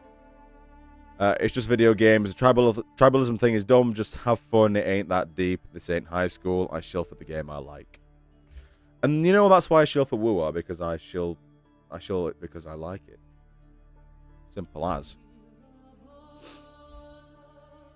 And there you go. Proof right there. Oh, and then he's replied again. WuWa, Genshin, Honkai's, Enfield, Arknight, ZZZ are all banging games in their own right. They suck at some things and rock in others. I agree. What matters is if you're enjoying it. The whole corpo or only one game loyalty thing is weird. I agree. It's not like I quit ZZZ because I hate Hoyo. Like, for quite a while, I was absolutely sort of disillusioned with what Hoyo was doing, because I got into Star Rail during its peak around 2.3, and then I just saw the mess that it became, and it really made me open my eyes to how like greedy Hoyo is and like their malpractice with their games, right? But I continued playing ZZZ. I did until Enfield came out, because I was like, okay, Enfield's the better game. Bye bye ZZZ. And even though I quit Enfield, I haven't returned to ZZZ, not because I don't like Hoyo. It's just because I'm waiting for another game to come out, right? I'm just waiting for that second slot to be filled, but I'm not going back to Hoyo games. I'm not. Unfortunately. Yo, Brian. Big fan. Thank you, man. Thank you. Ooh. Dear me. Excuse me. That was a bit of a yawn there.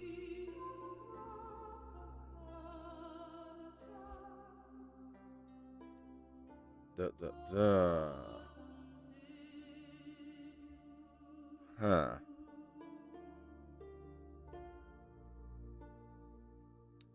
I did have a YouTube video to react to today.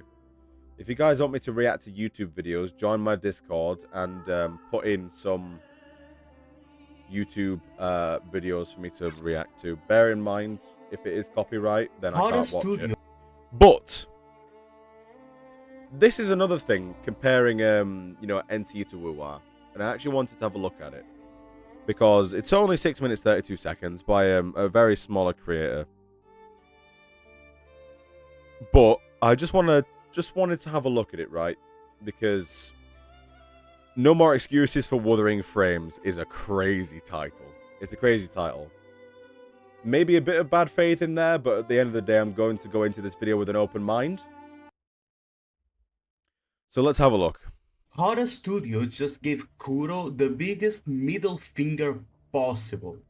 I'm assuming it's because, again, they're using Unreal Engine 5 for NT while we was on Unreal Engine 4. So I'm assuming that's why, you know, no excuses, right? On the same engine, can't use the engine excuse. I think you can to some degree because UE5 is a lot more optimized than UE4 for like heavy games, right? Way heavier. Imagine WuWa on UE3. Jesus Christ.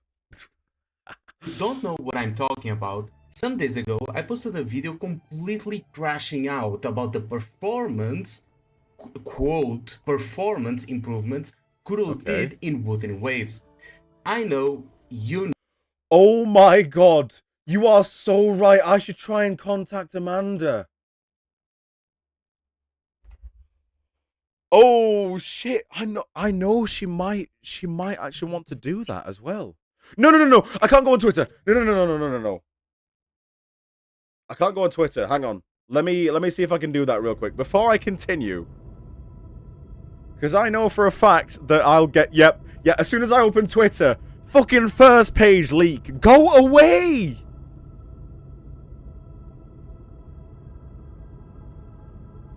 I'm assuming Amanda doesn't have a Discord, right? I'm assuming she doesn't.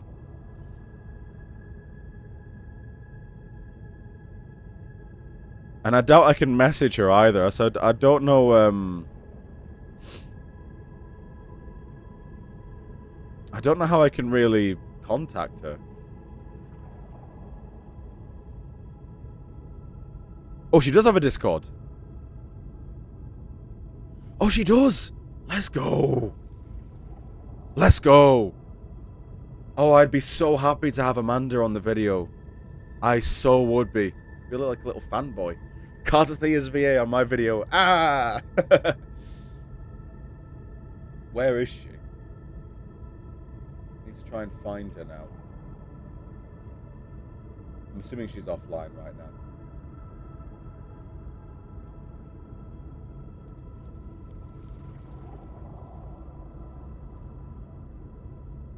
God, I need to disable streamer mode, man.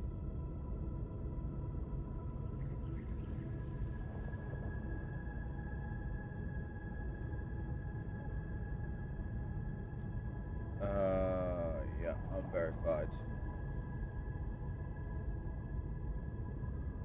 However. Oh, unless she's not in the server.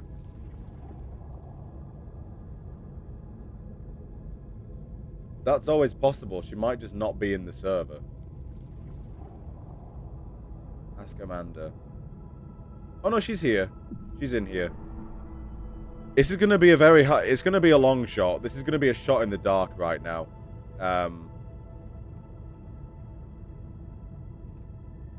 This is going to be a huge shot in the dark, and I don't know if it's going to work. I don't even know if she will have DMs open. If she does, I'm going to be very happy just that I managed to get the friggin... the shot away.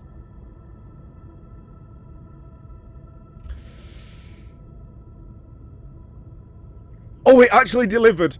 Oh my god, it delivered. Let's go. Let's go. I like that. Hell yeah. Hell yeah. Hell yes. My god, man. My god. It actually delivered. It actually delivered, man. David Johnson. Oh, you mean David Johnson Kim? You know what? I will as well. I will invite him.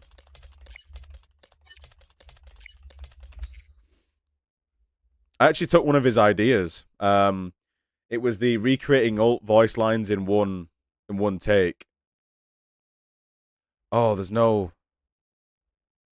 Shit, there's no Discord. Maybe if I go on Twitter. Just as long as I don't select the homepage. Can I message him? Oh, I can. Okay, hang on. I don't want to dox my messages. So, hang on.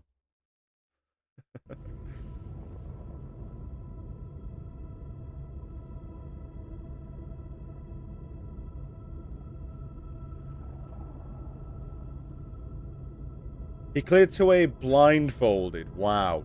Okay. Now I know who I'm dealing with.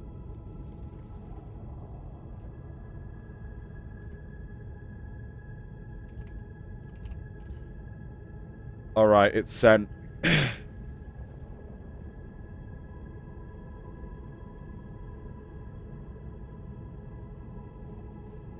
Anyways, back to the video at hand now. Back to that. No, everyone knows WuWa runs like shit.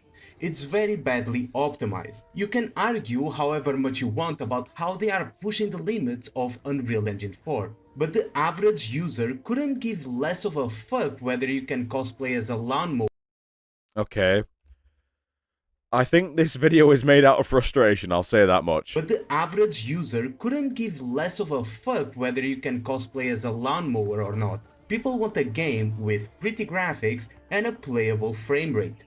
No one is asking to be able to run the game at max settings with ray tracing at 4K on a GTX 1050, but at least Oh optimize god, the this very old trailer. game so it's playable on a half-decent PC.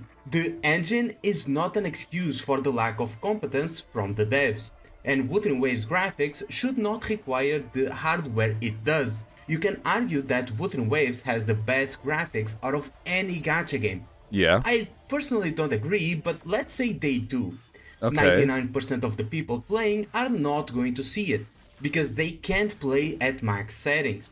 Even high settings with no ray tracing is hard for most people playing at native. So Yeah, when people that's hop true. on Enfield, Neverness to Everness, and even Zenless Zone Zero, they are able Okay. to play comfortably at high or even ultra settings without having stutters, low FPS, or having to rely on DLSS or frame gen.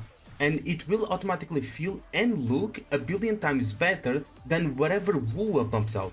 Unreal Engine has its limitations, but so The thing is, though, this video is clearly talking about how it's incredibly unoptimized, right?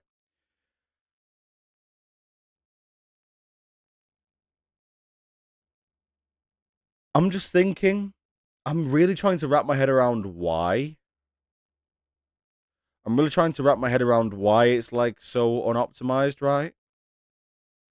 I can't really tell, but the thing is, it's not like the devs don't care because they keep implementing stuff to try and help that. So it's all right saying, "Oh, the game's unoptimized. It's a joke." Blah blah blah. But the devs are trying. Like, are you going to accuse the devs of incompetence? I don't know. Are you going to accuse them of not trying enough? I don't know. I mean, they literally fucking developed mobile frame gen, which is massive, by the way. Like, they self-developed frame gen for mobile. That's crazy. If it works, that is fucking nuts. It really is. So, at the end of the day, does other engines. And those other games can still give us solid performance and great graphics. I Like have seen a supporting lot of libraries, comments okay. agreeing with me, but I also have seen many saying that they can run the game just fine on an RTX 4070. And I'm here to ask you, to all of you running the game at max settings on an Nvidia graphics card, how many of you use DLSS or FrameGen? Because I'm here to tell you that using DLSS and FrameGen to get the target FPS you want is not good. Kuro is literally well, that's the whole point of it, right? I'm sorry, but like that's the whole point of DLSS and frame gen. Yes, it's unoptimized, but like, you know, it's a good thing. Obviously, you know, I get what you mean where it's like it's a bad thing that you have to use it, right? Because otherwise it will be unplayable. But like why should we not, right? I mean, I guess because obviously, you know, AMD graphics cards, right? They don't have DLSS. They don't have anything like that. But again, if we're talking about Nvidia only, right? Like, you know, I have an Nvidia graphics card. Oh, AMD has frame gen on it. Oh, right. Okay. Never mind then. So yeah, if we're gonna nitpick Nvidia and say, oh well, you know, you have to use DLSS, you have to use frame gen. So we just shouldn't then? What? So your basically your point is only valid if we can't use, you know, the shit that Nvidia has been developing for years, by the way.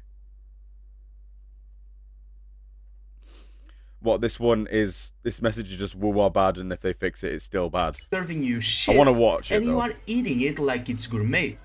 I have a pretty beefy PC.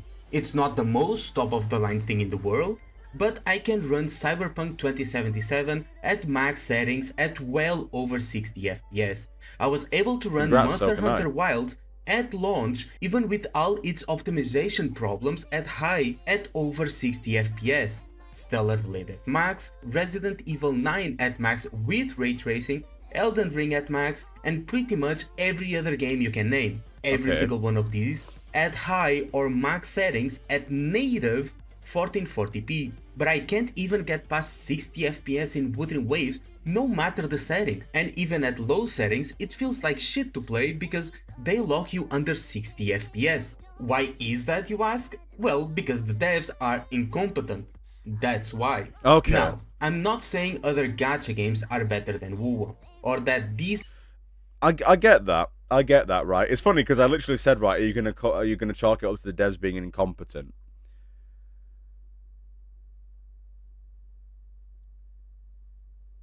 Guys, what engine? Oh yeah, PGR's on Unity. Yeah, no, I was gonna say maybe if it was on Unreal and it ran fine, then maybe they need to cross-reference the teams there. But are the devs incompetent when they've literally just introduced their own mobile frame gen? Like, hello? So what you're saying is WuWa's incredibly unoptimized, right? So the devs are incompetent. I honestly think I can't chalk up to why WuWa's unoptimized though. That's what I asked in the beginning of the game. That's what I asked at the beginning of the game. Beginning of the video, I asked, what is making you make this video? And I'm sorry, but I'm chalking this up. Well, I'm starting to think, hey, this is bad faith. This is a bad faith argument now. other companies are better than Kuro. That is not the conversation we are having right now. But the way Kuro has neglected Wuthering Wave's performance and literally just telling us to turn on frame gen feels like a slap in the face and a huge. Well, if you have it, use it. If you have frame gen, then fucking use it. Why buy a fucking top tier graphics card if you're not going to use it? I agree with Kuro there. If you have a top tier graphics card and you don't have fucking frame gen on, turn frame gen on. Oh my god. Oh my god. Crash out. Actual crash out. Yes, they can do better. But you can't blame them for telling people, guys, if you're struggling, for now, just turn on frame gen.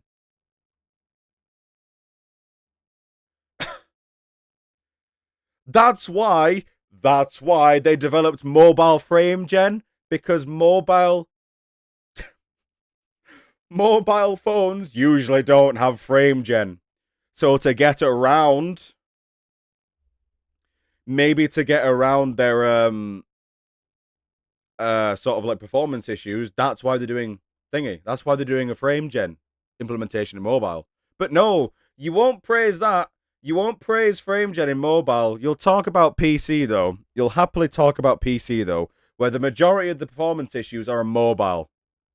Middle finger to anyone getting low base FPS or stutters. Because guess what, guys? I don't know if you all knew about this, but frame gen was not built to take you from 20 FPS to 60 FPS. It was built to take you from 60 to 120. Let me say it again. The minimum recommended FPS to use frame gen is 60. Really? So anyone that doesn't Really?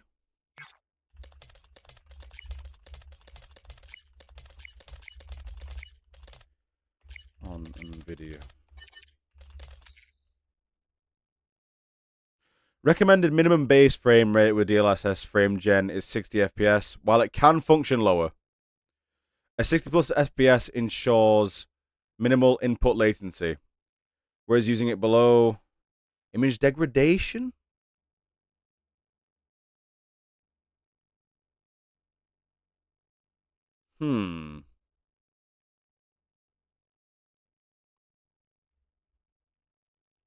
What I might want to do actually is I might want to go on my game. No, I can't. No, I can't do that again.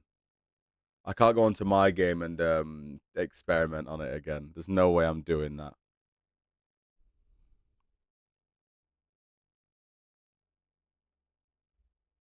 Interesting.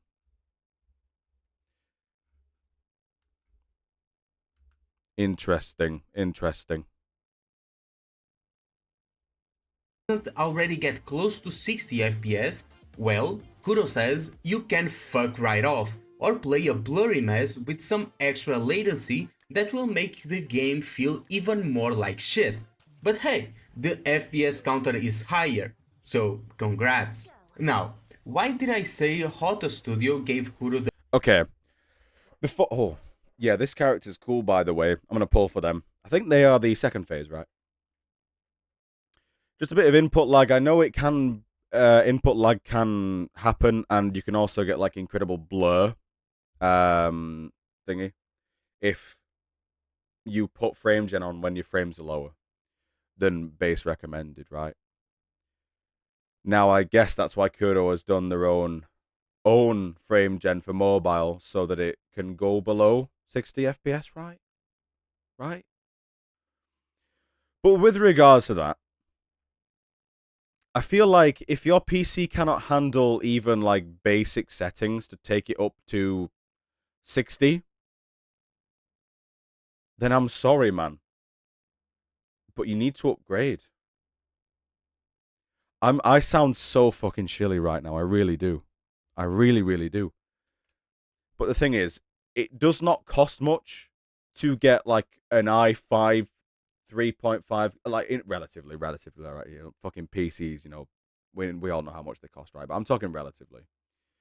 It does not cost much to get an i5 or like a 3.5 gigahertz CPU, friggin' an NVIDIA GTX 3060,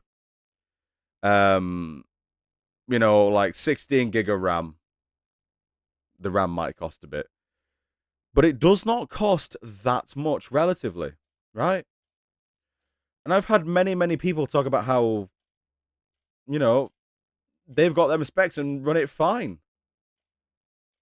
Don't forget, guys, don't forget. Sometimes the sort of the way people play games, I need to word this properly so I don't sound like an idiot. Sometimes people, you know, on their PCs, right, they're not tech savvy. So what they'll do is they'll download a bunch of programs, you know, everything that they need, like Discord, Medal, Microsoft Teams for work, I don't know. They'll download Spotify, WhatsApp. They'll have all these things that start up, right? They'll have all these things that load up on startup, right? And then they will not close them in Task Manager. So it takes up background RAM. And then they'll go on to WuWa and then they'll complain about the game being shit when like 40% of their RAM's being used without even touching a game. Like if I opened my Task Manager right now, obviously don't forget I'm streaming, so I've got a bit of encoding going on. Opera is taking up that much. I've got about 50% of my memory being used right now when I've got like 3 websites. Well, 2 web pages open. I've got OBS open. Stuff like that. I am very cognizant of sort of like maximizing your optimization on your PC. Not like for games, right? I'm just talking about like PC in general. Because I've had to play through Minecraft modded. So, guys, you know how unoptimized Minecraft modded is. Especially when you try and make it yourself, right? And with that being said, if I was to like close, you know, my Discord, Microsoft Edge, Opera, Streamlabs, Task Manager, and VLC all at once, I'd probably be able to get my RAM down to about 35%. And a bunch of, you know, background processes like the Epic Games launcher. I don't need that. Medal. I know it's finicky, right? But if you're going on the cheap, then you have to do these little things. You have to min-max your own PC, basically. We cannot. But it doesn't take away from the fact that WuWa does run, like, it does run like crap compared to other games. It really does. It really does though. But this video is made out of bad faith, regardless, whether he's right or wrong. Granted, I'm not going to use the fallacy. I love speaking in nice technical terms. I'm not going to use the fallacy where just because his take is made on bad faith means his argument's invalid, right? Because at the end of the day, I literally made a video on this about 2 weeks ago, how WuWa is unoptimized, right? It's not as optimized as the likes of Genshin, HSR, ZZ. Enfield, maybe less so. But still. Like, all these games, right, are way more optimized than WuWa. And you can chalk it out to whatever, right? Yeah, if the consumer has to adjust or upgrade, it is negative for the what's it called, for a game, because some people just can't do that, and I can respect that. I can definitely respect that some people can't just, you know, go and upgrade the graphics card and stuff like that. But yeah, what we'll do is we'll look at Ryuku's video as well after this, and we'll talk about the Unreal Engine thing. When was this made? 3 days ago. The middle finger. It seems I'm just venting about WuWa and that there is no relation between the two, but there is. You know, most of the excuses people give Kuro is that Unreal Engine 4 is hard to optimize. And sure, it is. But you know what is harder to optimize? Unreal Engine 5 and... Is it though? Is it though? Because I swear, obviously, you know, when it first came out, I knew it was super buggy, right? But I swear to God, like, the newer engines are better. It's as simple as.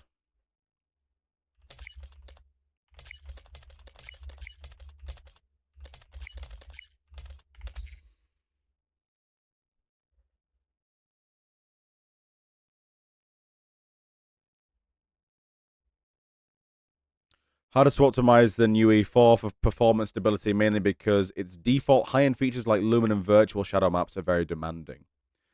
Does NTE use that?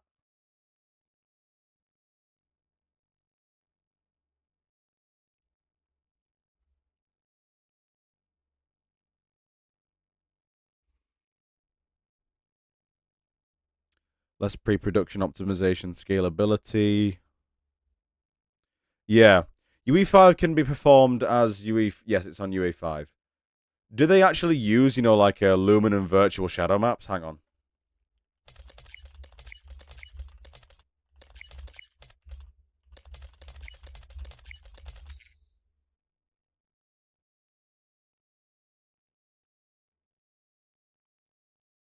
Nanite technology. Oh, no, that's not NTE. That's not Everness. Oh, there's Neverness to Everness.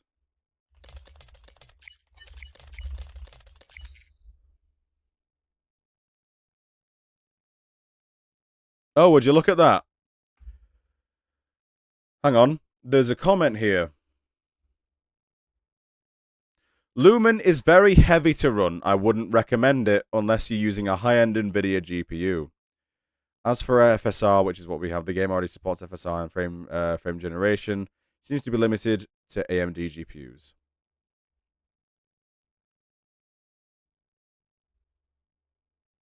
But Lumen is supposed to be lighter than RT because it's supposed to replicate ray tracing. Okay, so what I'm getting from this is that, yes, it's harder to optimize, but it looks like they've got it in, but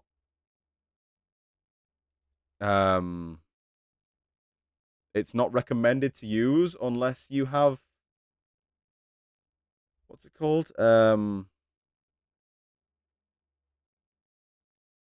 A proper graphics card, right?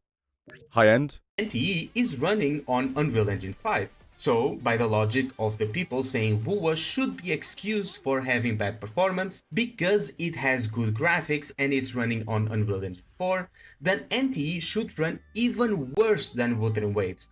Because from what I see, it has better graphics and it's on Unreal Engine 5. But guess what? Why is they that bumped so... performance by 66% from their latest beta to release, without hurting the graphics. or telling people to turn on frame gen. And it's not like they It's a are weird using a bendy top of the metal line can. GPU. Excuse they me? are using an RTX 4060 as a baseline for high settings at native 1080. And Hey, whether you like it or not, this is brilliant. it went from 60 average FPS to over 100 I love this scenery. I'm actually a fucking weeaboo, and I'm a sucker for cherry trees. average So this FPS, is beautiful. in which before the optimization, it was already better than WuWa. And after the optimizations, well, I don't even need to say it. This is not to say that NTE will be the better game in any way, shape or form. The game has not released yet.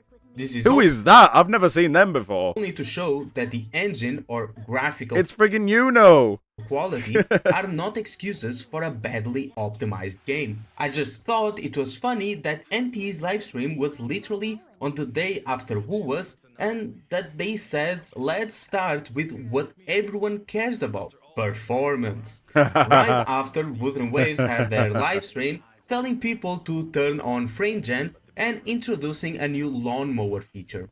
I just think it was hilarious. Anyway, comment down below what you think and Yeah, I've no doubt that this game is very well optimized, but the problem is, the game's smaller, the game has a lot less things to load, so already it's going to be good. I'm just wondering if Hotter has some secret techniques that they use. Obviously, I'm not a developer, so I can't really tell, but I'm sure they use stuff like, because Minecraft also suffers from the same problem, right? Where, you know, like base Minecraft runs really well, and then Minecraft modded runs like shit, especially when you have more mods. And what they do to combat that, I think like some modded clients, if you look in a certain direction, everything behind you is unrendered. Look at that. Oh yeah, this one's crazy, man. I'm gonna watch the Ryukyu one to see if there's a counterpoint. I'm tempted to go back to Enfield just for Zhuangfang Yi. I'm not gonna lie, I really am. Is it this? Is this why WuWa feels unoptimized? Is it this one?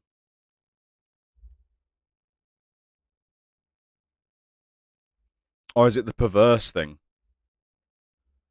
Because I know it talks about WuWa being perverse. Or is it this? So, a little while yeah, back, here we go. I made a video about how genuinely stunning Wuthering Waves looks and Oh, how that's the even video, yeah. industry professionals were impressed with what Kuro was doing within Unreal Engine. The lighting, the environments, the character effects, and from the looks of things, the response was great. You guys loved that video too. But as I was reading through the comments, alongside all the hype, every now and then I'd see something like, looks incredible, can't say the same about the optimization. Or, it's all good and cool, but StarTouch Academy is a nightmare in terms of optimization. And look, those comments are completely fair, but what I also noticed in those threads was either Kuro is lazy and doesn't care about optimization, or just upgrade your PC. So I got curious and went digging into the technical side of this, and here's the thing. According to this breakdown I found on github.io, both of those are wrong. It was a very deep technical analysis, and so I'm going to try to translate the important parts into plain English. Oh, are we about to bust this case wide open? So we can all actually understand what's going on. So in this video, we're going to break down what's actually causing the stutter in Wuthering Waves, why it's not as simple as just optimize it, and what Kuro is actually doing about it. So with that being said, my name is Nuku Sensei, and this is what's going on with Wuthering Waves optimization. I'm liking this intro already. We're getting straight to it. First, the most important thing. If I wanted to compare it to the other video, I can already tell that this one's less emotionally charged, and the other one is like extremely emotionally charged. So yeah. When people say WuWa runs badly, they're actually talking about at least two completely different problems that often get lumped together. The first problem is what we'll call the city stutter. City stutter, yeah. Constant annoying micro jitter you get where just by walking around StarTouch Academy or Septimont, for example, your FPS won't stay stable and the frame pacing feels off. And here's the weird part. Your GPU is barely even sweating. You can have an RTX 4090 and still get this problem. More on why that is in a second. And the second problem is what we'll call the exit freeze, that hard 0 FPS drop you get when you leave a city. You cross the boundary and the game just stops for 1 or 2 seconds. I think I've had that a few times. Then I don't know if it's I get it totally that fine. badly, though. Long-time players from version 1.0 will remember when this was particularly brutal. It's gotten better with patches, but it hasn't gone away completely. These two problems look the same because they both happen near cities, but they have completely different causes, and they need to be addressed in completely different ways. There's also a third problem, which is specific to mobile, which is a graphical lag when lots of visual effects are on screen, but the main PC problems are these two, and understanding them changes everything. So why does your expensive GPU sit around doing nothing while the game stutters? This is the part that surprises most people. Unreal Engine 4, the engine that Wuthering Waves runs on, processes all game logic through a single thread called the game thread. Think about what that means. Every NPC Is that like a deciding huge... where to walk, every building... Isn't that like a huge bottleneck then? And let me guess, UE5 doesn't do that. If that's the case, then that just blows the fucking thing wide open. And if that's the case, I might actually make a video on it, because that's like crazy. So, because I've been misconceived the whole time thinking that UE5 is like a copy of UE4, but it's just harder to optimize. Does UE5 do it differently where they don't do a game thread and they do it with less of a bottleneck? Oh man. with an interactive door, every particle effect, every quest trigger, every collision check, all of it has to get processed in sequence on one single CPU core before the GPU is even allowed to start drawing the frame. Riku The will article explain gives it, a great okay. analogy that really helped me visualize the problem. So imagine this. A highway with 8 lanes, but there's only one toll booth. Typical All the bottleneck traffic has to scenario right funnel there, through yeah. that one point before it can move forward. It doesn't matter how many lanes you have. It doesn't matter if the highway itself is a Formula 1 track, for example. Everything waits on that one booth. In Wuthering Waves, the game thread is that toll booth. StarTouch Academy has dozens, maybe even hundreds of NPCs and tons of interactive So a lot of buildings, cars ambient systems, going and through quest that logic. one All little of it lane. is queuing up through that one thread, and it starts to clog up in a sense. And when it's full, your GPU is just sitting there, idle, waiting for instructions that are stuck in line. A technical benchmark found that on a high-end system, like we're talking about an i7 with an RTX 5070 in there, the game was hitting nearly 100% load on one CPU core, while the overall CPU was only around 40 or 45% busy, and the GPU was averaging somewhere around 55% utilization. The hardware has capacity. It can do a lot more, but... So it's bottlenecking because of the engine, not even because of the hardware. Wow. Okay. The bottleneck is the design. And here's the part that really blows people's minds. More CPU cores won't help. Having a 16-core processor doesn't move the needle on this specific problem in the slightest. That is true. The work that causes the stutter, all that NPC and scripting logic, is hard-coded to one thread. The other 15 cores... So you could have like an i9. You could have like an i9, right? But if you had an i3 with the same what's it called? I forgot what it's called. Refresh rate, right?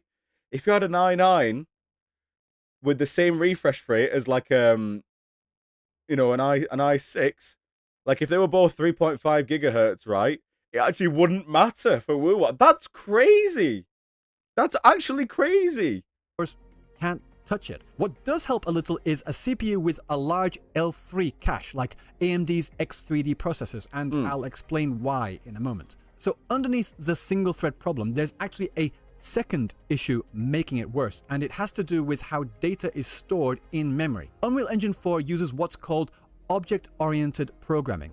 Every single object in the game, every NPC, every brush, every building facade, everything is its own individual thing sitting in its own random spot in your RAM. When the game needs to update 10,000 of these objects every frame, the CPU has to go and hunt each one of those individually all over your memory. A good way to picture this is to imagine a librarian who needs to look up 10,000 books, but the books This is were a very good shelved wherever they explanation. happen This to fit really, when they really arrive, is. so they're not put away in any particular order. So the librarian has to walk walk across the entire library, up and down for every single book. And that back and forth walking time adds up massively, Yes, even it does, if yeah. reading the book itself is quite fast.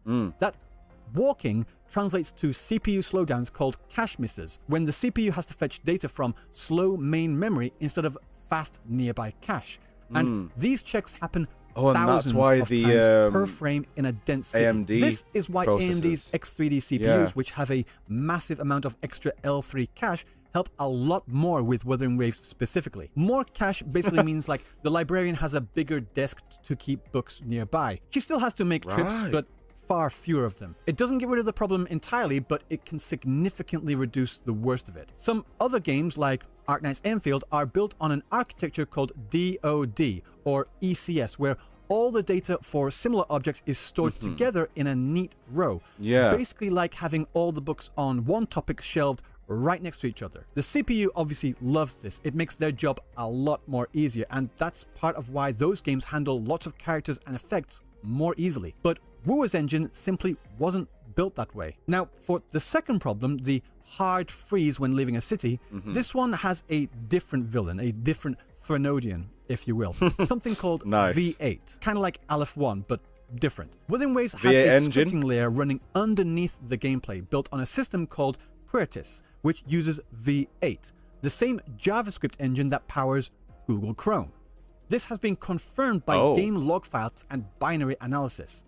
The reason it exists is developer convenience. The team can code and update the game quickly without recompiling the whole game engine every time like they would need to do so in C++.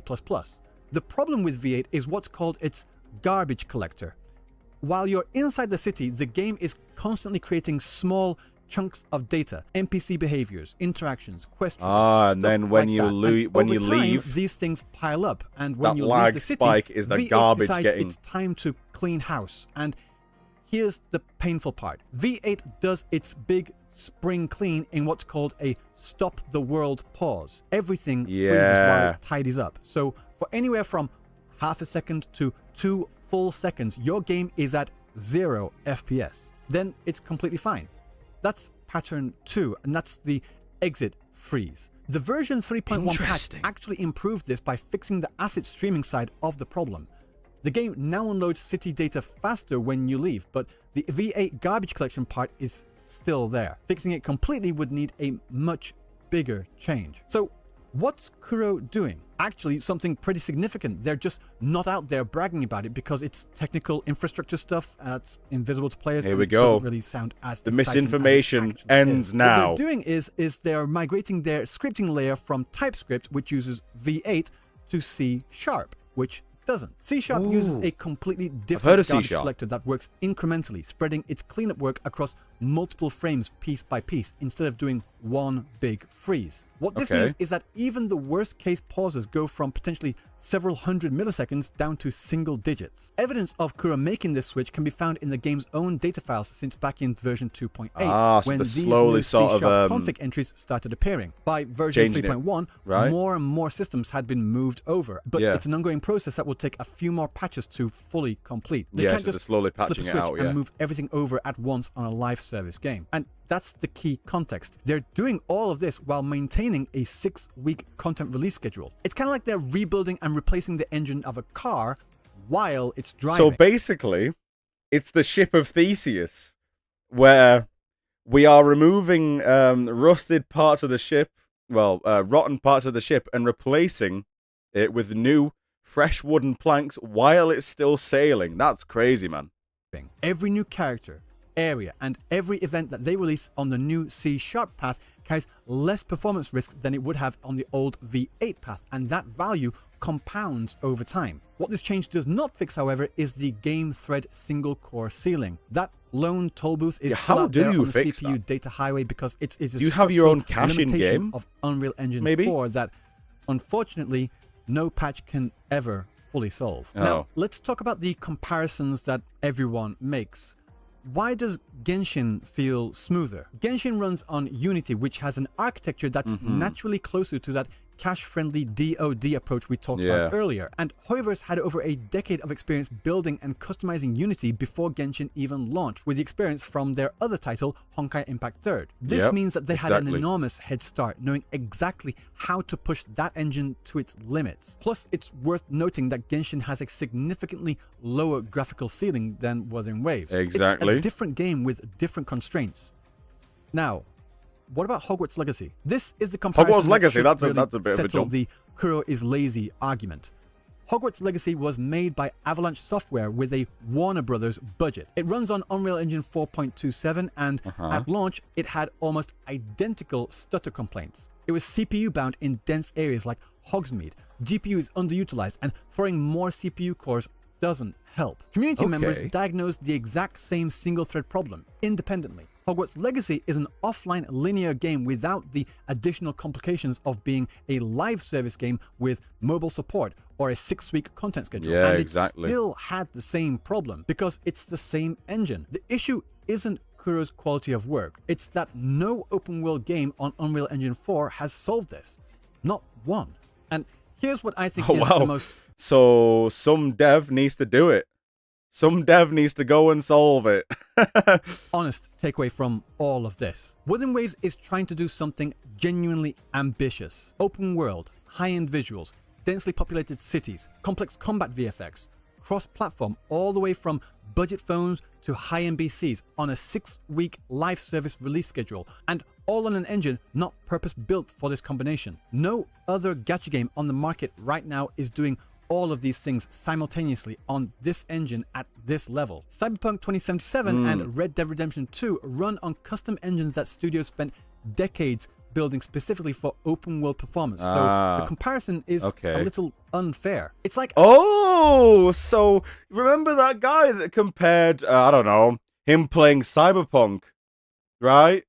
Him playing Cyberpunk.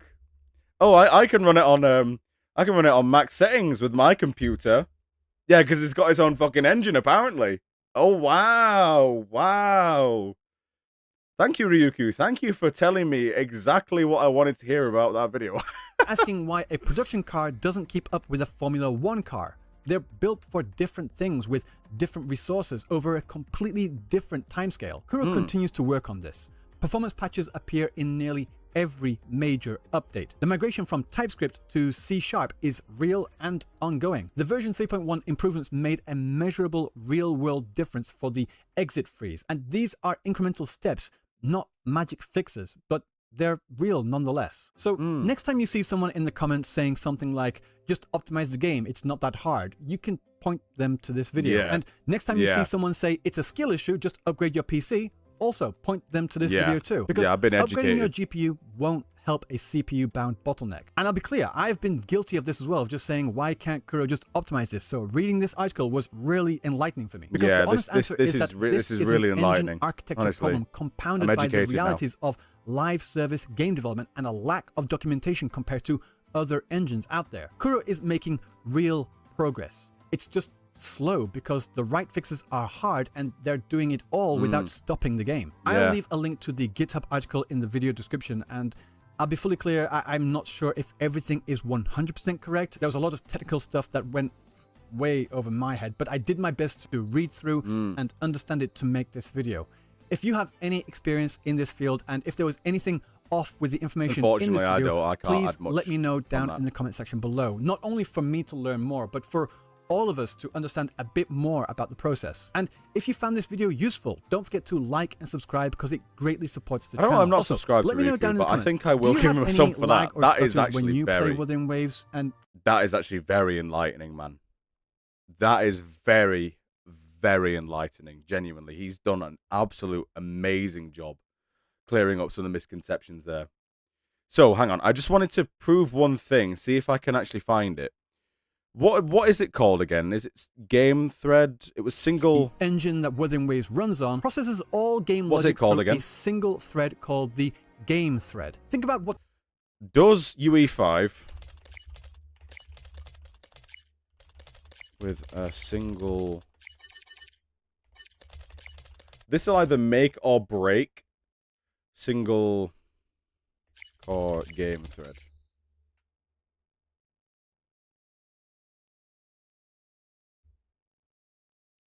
One single main core known as the game thread. While the engine is highly multi-threaded for tasks like rendering audio and physics.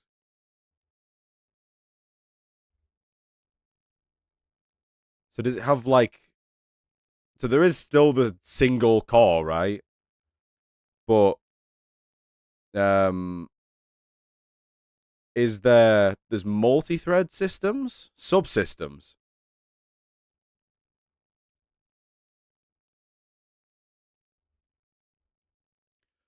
Does UE4... And oh yeah, but then again, I'm using the friggin' AI mode. I should not be doing that. Let's have a look.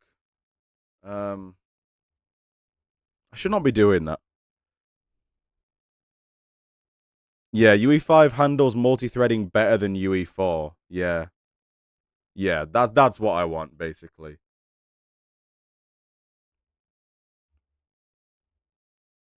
Because no doubt that UE5 will still have sort of that single thread problem. But if it multi-threads better, then that would explain a lot as to why, you know, games can run better on it, even though it's harder to optimize. The engine's optimized better already, actually. But yeah, that's crazy, actually. Thank you for Ryuku-sensei, and thank you for the other guy making that video. Two very polarizing videos to watch, and one's educating and one is emotionally charged. I'll put them both in the description. Don't send any hate to the guy that made the other video. And yeah, honestly, very, very, very interesting topics. Very. That was definitely going to be a video. I have to get that out there. I have to. I know Ryukyu's got 50k views on it, so will I reach anybody else? Probably not, but hopefully it reaches a few more people. Hopefully it does, right? Whoopsies.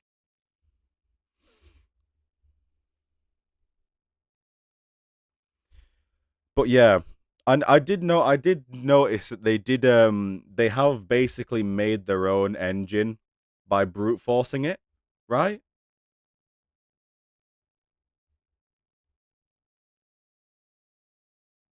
Yeah, I would really, really love to see a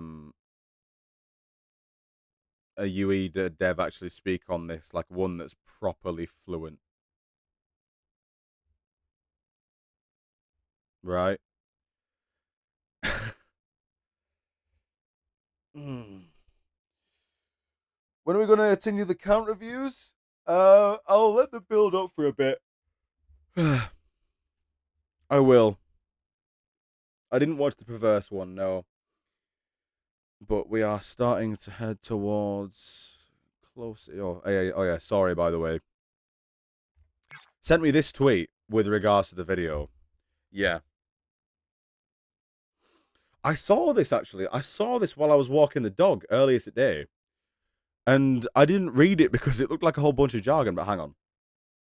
Can anyone forward this to Ryuki? He blocked me for some reason. His video on this totally off the mark. Doing a simple client log read will tell you everything you need to know, given that you know how to read logs, that is. Holy shit, that's an image and a half. Can I open that in a separate tab? Okay.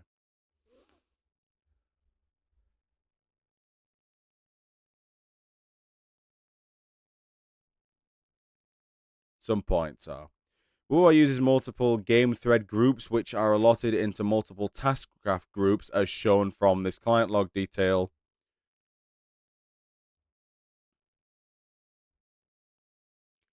Display. Oh god, that's a lot of jargon that I don't understand. That's a lot of jargon, but I'll read this.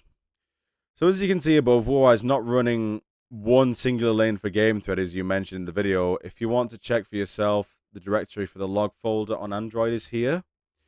The issue with the stutter FPS tanked around the academy area is that everything gets rendered there, even if stuck behind walls that the players can't see. That in turn clogs up the MIPS streaming. Yes, WuWa use texture streaming for the visual effects. Oh my god, the thingy. as though hidden my completing the visualize. Jesus Christ, I can't read that. Microprocessors, thank you. Jesus. On mobile version, this has forced the GPU to be hogged by the game thread and increased GPU frame time. This issue, however, will slowly solve itself once you stay around the academy area for a bit. Anyway, it's a long rambling, and that's for all that. Okay. So they don't use their they don't use the subthreads well, is what I'm getting here.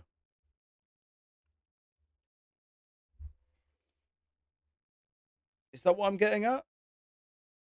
Also, how Ryukyu is like right, but also off the mark a bit from this message right here.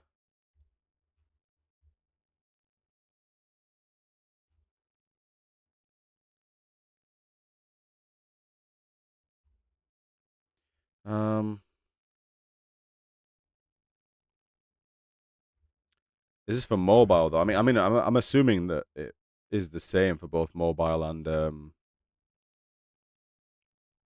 PC, right? I don't think there'd be that much of a difference, right? Yo, Brian C, thank you for the membership, man. Thank you so much. We got the Shawkeeper in the top right corner. Love to hear it. Love to hear it. Yeah, I was gonna say both are using similar builds for the threads.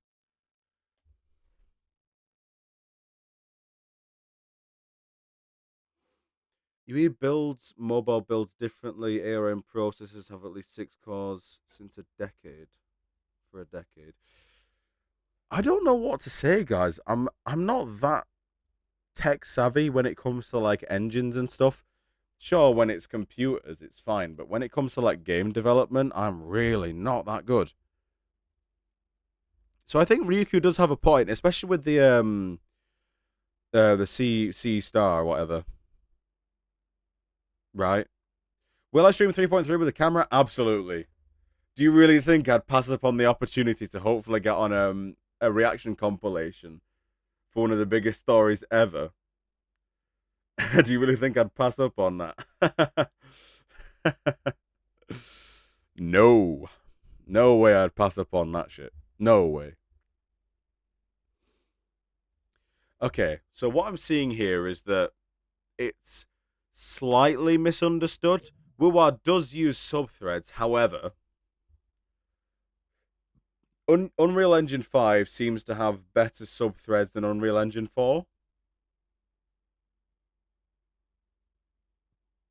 Maybe?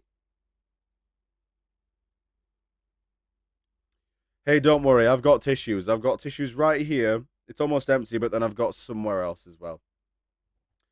I will have lots of tissues, don't worry. Oh, dear. But no, yeah, thanks for that tweet. It makes me wonder what's actually happened. Huh. Interesting. Interesting. Yeah, tears of joy, definitely.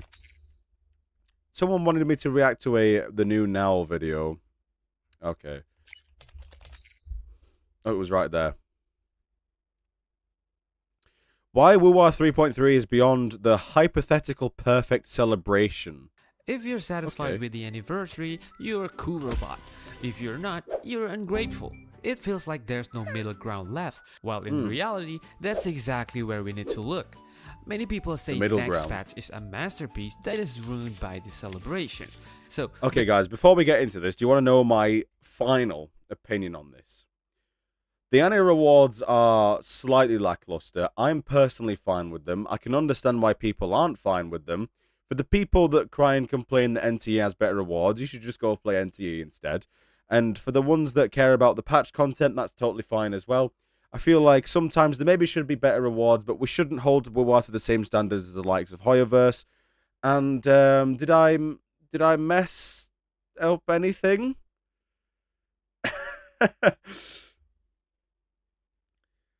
I think I said everything right. I think if you complain that you want more rewards, like, I think you're okay in saying that. But if you know say, oh well, NT has better rewards, just leave then. The question is, what actually makes it good? What actually will save this version from all It's the the story, backlash right? regarding the anniversary? It's a story. I can tell you now. I can tell you now. When the story is complete, people will go, "Oh my god, what an amazing story!" They'll forget all about the rewards because the rewards will be done.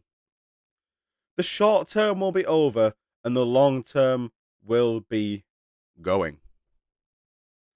Oh, and again, I forgot to say, for those that complained about the the reruns and the predatory stuff, last Annie, well, there you go, you got your wish. For those that are complaining that the reruns aren't here anymore, well, blame them for complaining about it, and also maybe a bit on Kuro as well for listening to them, but blame them, right, because they have an opinion. Anniversary. Because, like it or not, Gacha Space has set its own standard on how anniversary should be. I mean, while Wuthering Waves Yes, thanks to 3.3 Hoyo, looks of course. promising, but for many, the anniversary does feel Mainstream like a anyways. slap to your face. It hurt. It stings a little bit, even if you're convinced yourself Oh my you're fine god. with everything we will get. Moreover, Why with is how that rich? Wuthering Waves often got compared to the slops, makes the situation worse as it naturally pushes the attention more into what we don't get instead of what others never have. You overlook the most important thing that makes a game worth playing. So what does version 3.3 actually bring to the table? Yes. I would say everything. Yes, it does, I might yeah. be biased here, but you can prove it yourself. Next update literally bring a balanced ratio to the game aspect. Yo, Brian with the 50. Oh god. I'm going to fail hard with reading out that currency. W's in the chat. W's in the chat, man. W's in the chat. W's in the chat. Philippine peso. Ah. Okay. No, that makes sense. Yeah, thank you, man. Thank you very much. Thank you very much. Philippine peso. I don't think I've ever had a donation with Philippine peso before. Interesting. We got new lore, new gameplay, cool optimization, more exploration, returning Oh, combat, Faith, and oh, else. sorry, you gotta go. If we got this patch Alright. earlier, or at least See you not later. coming together with the anniversary, we might praise this version generationally. So let's focus on the good side this time. And I don't know about you, but I feel like Kuro is trying to keep most of the information secret, and I'm happy about it. I mean, they did do that in the Especially trailer, when didn't it comes they? to the story progression. The trailer has enough material to let you know what's coming, but not there to spoil the fun. We still get the urgency that make this quest feel big, because it's not just about saving Ivan, it's not just about Lahai Roy anymore, but it's about all of Solaris. While I'm totally fine with the recent main story quest, but I'm so happy we will finally get You know a what I'm a story big fan that of in Now's videos now? He's got like, he's got Blender open and he's got the characters in there. I really like that. It adds just a bit more life into the videos. I love it when people do that. is designed I could or never. trying to be bigger than 3.1 or iMyth earlier story. We will see the Strider's Gate, the Keystone, the extra Striders again. And I don't know about you, but I'm really Did I see that short video? Yes, I somehow did. I think I posted it on my Twitter, actually. I can't go on Twitter. I posted it on my Twitter. we'll get a chance to move the Exo Strider like a freaking Gundam. God, it will be so sick. Also, I'm so excited for 3.3 because seems like Kuro finally learned how to feature another character to drive the bigger nail. It's just they really put an effort into writing the story. Of course, it won't feature all of the cast member because it will be another Avengers situation. Yeah. But at least we know this patch main story quest won't be solely about who's featured in the banner. I mean, they will still be He's there, got Savior but in it the won't just background, be man. about them. From the trailer He's got itself, Savior in the you can background. clearly see Hyuki will Not hold that an music, important role man. to solve the seal problem and secure the saving iMyth mission. Denia will play a big Please. role for Aleph 1 progression, Please. and Rover will actually fight this gigantic black hole that I believe copied the Exostrider form.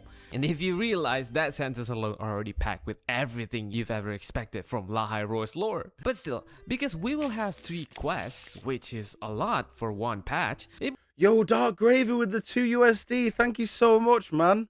From me as well. W's in the chat. W's in the chat. Get that shopkeeper going. Wait, no, not that way. That way. Get that shopkeeper going. W's, man. Thank you so much, man. Thank you. might indicate the wrap of Lahai Roy's conflict. This is the first part. And since the first half will have Yuki's segue quest and the main story quest, seems like the segue quest for Denia might lean more towards what happened to her after the fight. Maybe it will be like an after story, like what we got in Chuyuan segue quest for version 2.7. I feel like Denny is going to get discarded so hard. I would say this map looks absolutely amazing. Whimsical, some people called it. Whimsy. At first, I was like, hey, I've seen that tree somewhere. But maybe it was just my imagination. Elden Ring, I really Shadow of the like Earth this map tree. because Yep, there you it go. feels like the exact opposite of what we got now, which is the modern, technologically advanced area. Yeah, Denny is While experimentation this one chamber, really I think. brings that fantasy vibes back to the game. The only concern I have, how are we gonna ride our bike in this place? It's not as flat Fly as it. the main road, but We're gonna thankfully fly it, Kuro baby. brought the flying back. Well, Yeah. not really, but at least we can fly. To be honest, it kind of redundant in the first place because they take it away, but now they introduce it in the new form. But hey, I'm not complaining. The only thing that might be affected by this is only the detail that Kuro put on the ground, as it gonna be left unnoticed because we're busy Yeah. flying around the area. Yeah, exactly. But before we talk more about this, if you made it this far and you've been enjoying my content lately, or you just stumbled across this one, please consider subscribing. Yeah, go subscribe because to Nell, why not? guys. It really helps and motivates me to make more content like this and smash that I like messaged button him for if you a are collaboration vibing with as it. well, don't worry. And now, I hope you enjoy the rest of the video. And speaking of unnoticed, Chisa will finally have her time to shine. It seems like she's about to be the character that do the heavy Really? lifting for the meta. Well, I know, calling her a meta changer sounds bold. Oh, yeah, but because of with Yuki, yeah. and Denia joining the roster, Yeah. everything changes. Up until 3.3, her versatile kit didn't have a real home. It kinda meant nothing. But with this patch, Kuro finally showing their hand, proving that this jack of all trades will be what the new negative status is missing. But other than that, let's talk about the new character, which brings us to Yuki. Her release will mark the 1-year journey of Glacio characters long absent after Carlotta, and the beginning Yeah, of man. Glacio Chafe meta. And the best part? She changed the surrounding area into snow. Hell yeah. The only love concern that as people well. have I about absolutely love that. Yuki is how she will most likely be a single mechanism unit unlike Imeth. And many people have trust issues on the negative status unit because it is pretty sensitive in terms of meta building. And from the livestream itself, it's just that she didn't really have the ability to switch between resonance mode. So unless she can work in a less restrictive team, it might cause an issue for some people, especially on her release, because she won't have a second slot in her party as no other character that can provide the chafe. Yes. So it's a bit concerning due to how rare Glacio units got released, but hopefully it won't be Hopefully. the case anymore. What I'm thinking is, if you guys know the new set, I forgot what it's called, but it basically can be used as a sub DPS set. What I'm thinking is Lucilla is going to be a sub DPS for Glacio Chafe and for Toon Break. She's going to have 2 modes. I think Lucilla's going to be one of them characters, right? I did say ages ago, before Yuki's kit got revealed, that I said she was going to be Glacio Chafe, and then I said, on top of that, Lucilla is going to be a best in slot sub DPS. I did say that. I did. So I'm just hoping that Lucilla's sort of outro is like her best, I guess. As for Denia, what else can I say? The playable Trinodian label already took my money away. Her fusion Yeah, burst her ability kit will looks so finally good, man. activate IMIS negative status mode, which I say will be a pretty exciting thing to see, considering negative status is getting buff and will provide a big damage when it done right. And also, the good thing about her, she can shift between resonance mode, which open up more possibilities for her usage in the future. And other than that, why I said this patch will be balanced, because not only we will get a rich story version, we will also get the OG Then he's death of cast Illicit staff. She's from. literally just stolen it from Freerun. I'm so happy when they stolen it decided from to Freerun, rerun man. this event, because this is arguably the most fun event for me and maybe for all you combat maniac out there. Yep, And not only it got yep. the rerun, I love it. they also adjusted the system with more buffs, skill, tokens, and else. Not only that, we're also getting another combat event, which looks pretty interesting. And you know what? There's more of that interesting thing coming for the update, which I will not explain it one by one. The new weapon conveying animation, tons of come on events, now. more new skin, Yeah. tons of liveries which people not really happy about, the new Sonata asset, new accessory system, new UI design, storage optimization, and maybe there's more. So I think we all can agree. Content-wise, this version is so rich and we can see the effort. I'm on the same board if people say the anniversary does feel like it's lacking on the celebration vibes, but in return we will get a quality content which is the opposite of what we got last year. Exactly. And again, with how stacked the events are, seems like reward is not even an issue. Of course, I'll be very happy if they give me free stuff, yet I'm not mad if they didn't. But hey, why should you listen to a random guy on the internet, right? Yeah, exactly. So what do you think? Do you guys think a masterpiece patch is enough to forgive a lackluster anniversary? Let me know where you draw the line in the comment section. So I think that's all for today. Thanks for watching.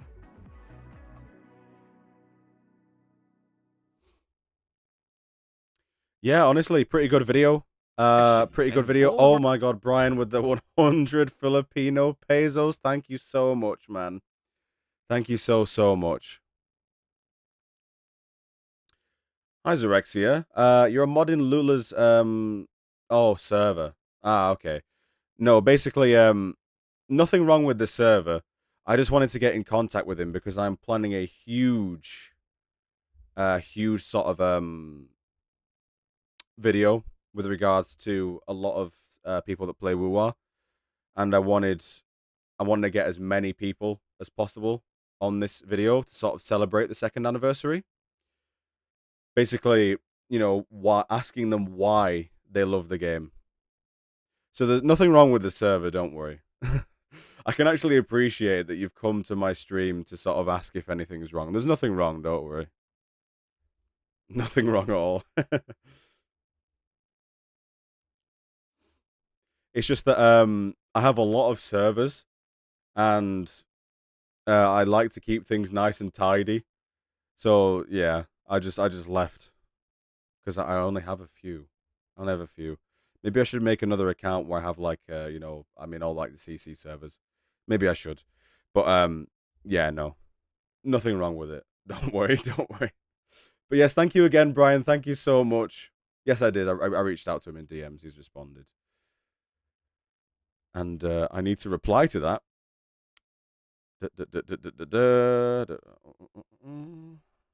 Let's have a look.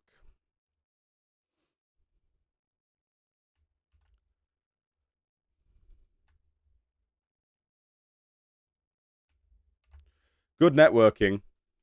Yeah, you don't have to do anything. Yep. Good networking. No, actually, somebody told me about them. And, well, yeah.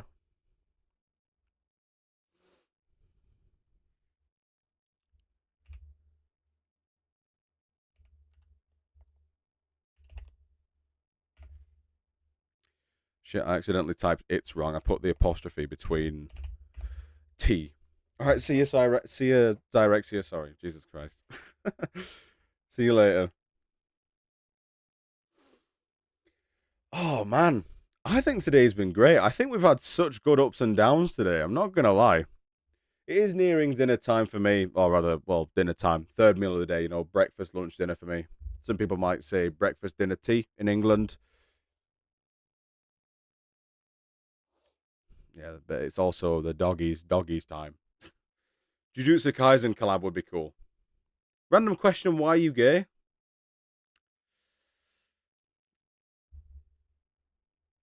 Does my countless collection of women in Wuthering Waves say that I'm gay? I don't think so. I don't think so. No. See, Alex is still going as well. He still is. But yeah. honestly, guys, I think that is all for me today. Oh, look, it's my stream. Like the stream, by the way. Like the stream. Like the stream and subscribe if you haven't already, guys. Trying to reach 20k. 20,000 subscribers. What an absolute number that is, man. What a number. It would be crazy. It would be. But yes, thank you all so much for coming in. I might do an Enfield return stream. I might do that. I don't know.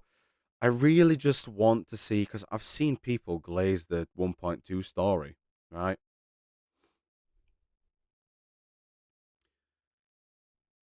An Unreal engineer wants to share notes with Solon because WuWa is pushing it out. If they could collaborate and make a WuWa engine, that'd be great. Am I going on a date? No. My girlfriend is 80 miles away. I'm not going on no date. No. But I'm just going to make dinner. I'm just going to make dinner. I'm going to have some chicken burgers. 1.2 was indeed very nice compared to 1.1. Good. Good, honestly. Good, that's good for the game. I mean, again, I might try it. I might. I don't know. Because I've got to do an account review stream still. Within... I could maybe do it on Saturday night. Maybe. I might be extremely... Do you know Alex TV? I think I tried to send them... I don't think it... Yeah, no. I don't think I was able to get their Discord, or was I? Yeah, no. Hang on. See if I can DM them on Twitter. No, I can't. That's unfortunate. That's unfortunate. I know what he's doing though. I tuned in earlier, and he's making notes and stuff. He's doing very nice. He's doing very, very well. And all power to him, man. Power to him. I love it. Absolutely love what he's doing. But yes, it's time for me to go now. Thank you all so much for coming in. Thank you for everyone that's liked, subscribed, donated, gone to the memberships. Thank you all so, so much. I really appreciate it. I'm just going to maybe edit like 2 videos out of this, because the WuWa optimization and a short for the advertisement in China. And then there's the other one that I forgot about. Oh, the Yang Yang theory. That's cool. I'm going to make a video on that. No drama videos. No drama. No drama. Because I don't think they were just not that much. Do I know of Saint Tontas? Well, does anybody not know of them at that point? But no, I sent him a message as well. I sent a lot of CCs a message, guys, but I'm not gonna name names. You guys will see who's in the video when it comes out in the Annie as a celebration. So yeah, thank you all so much. See you all later. Goodbye.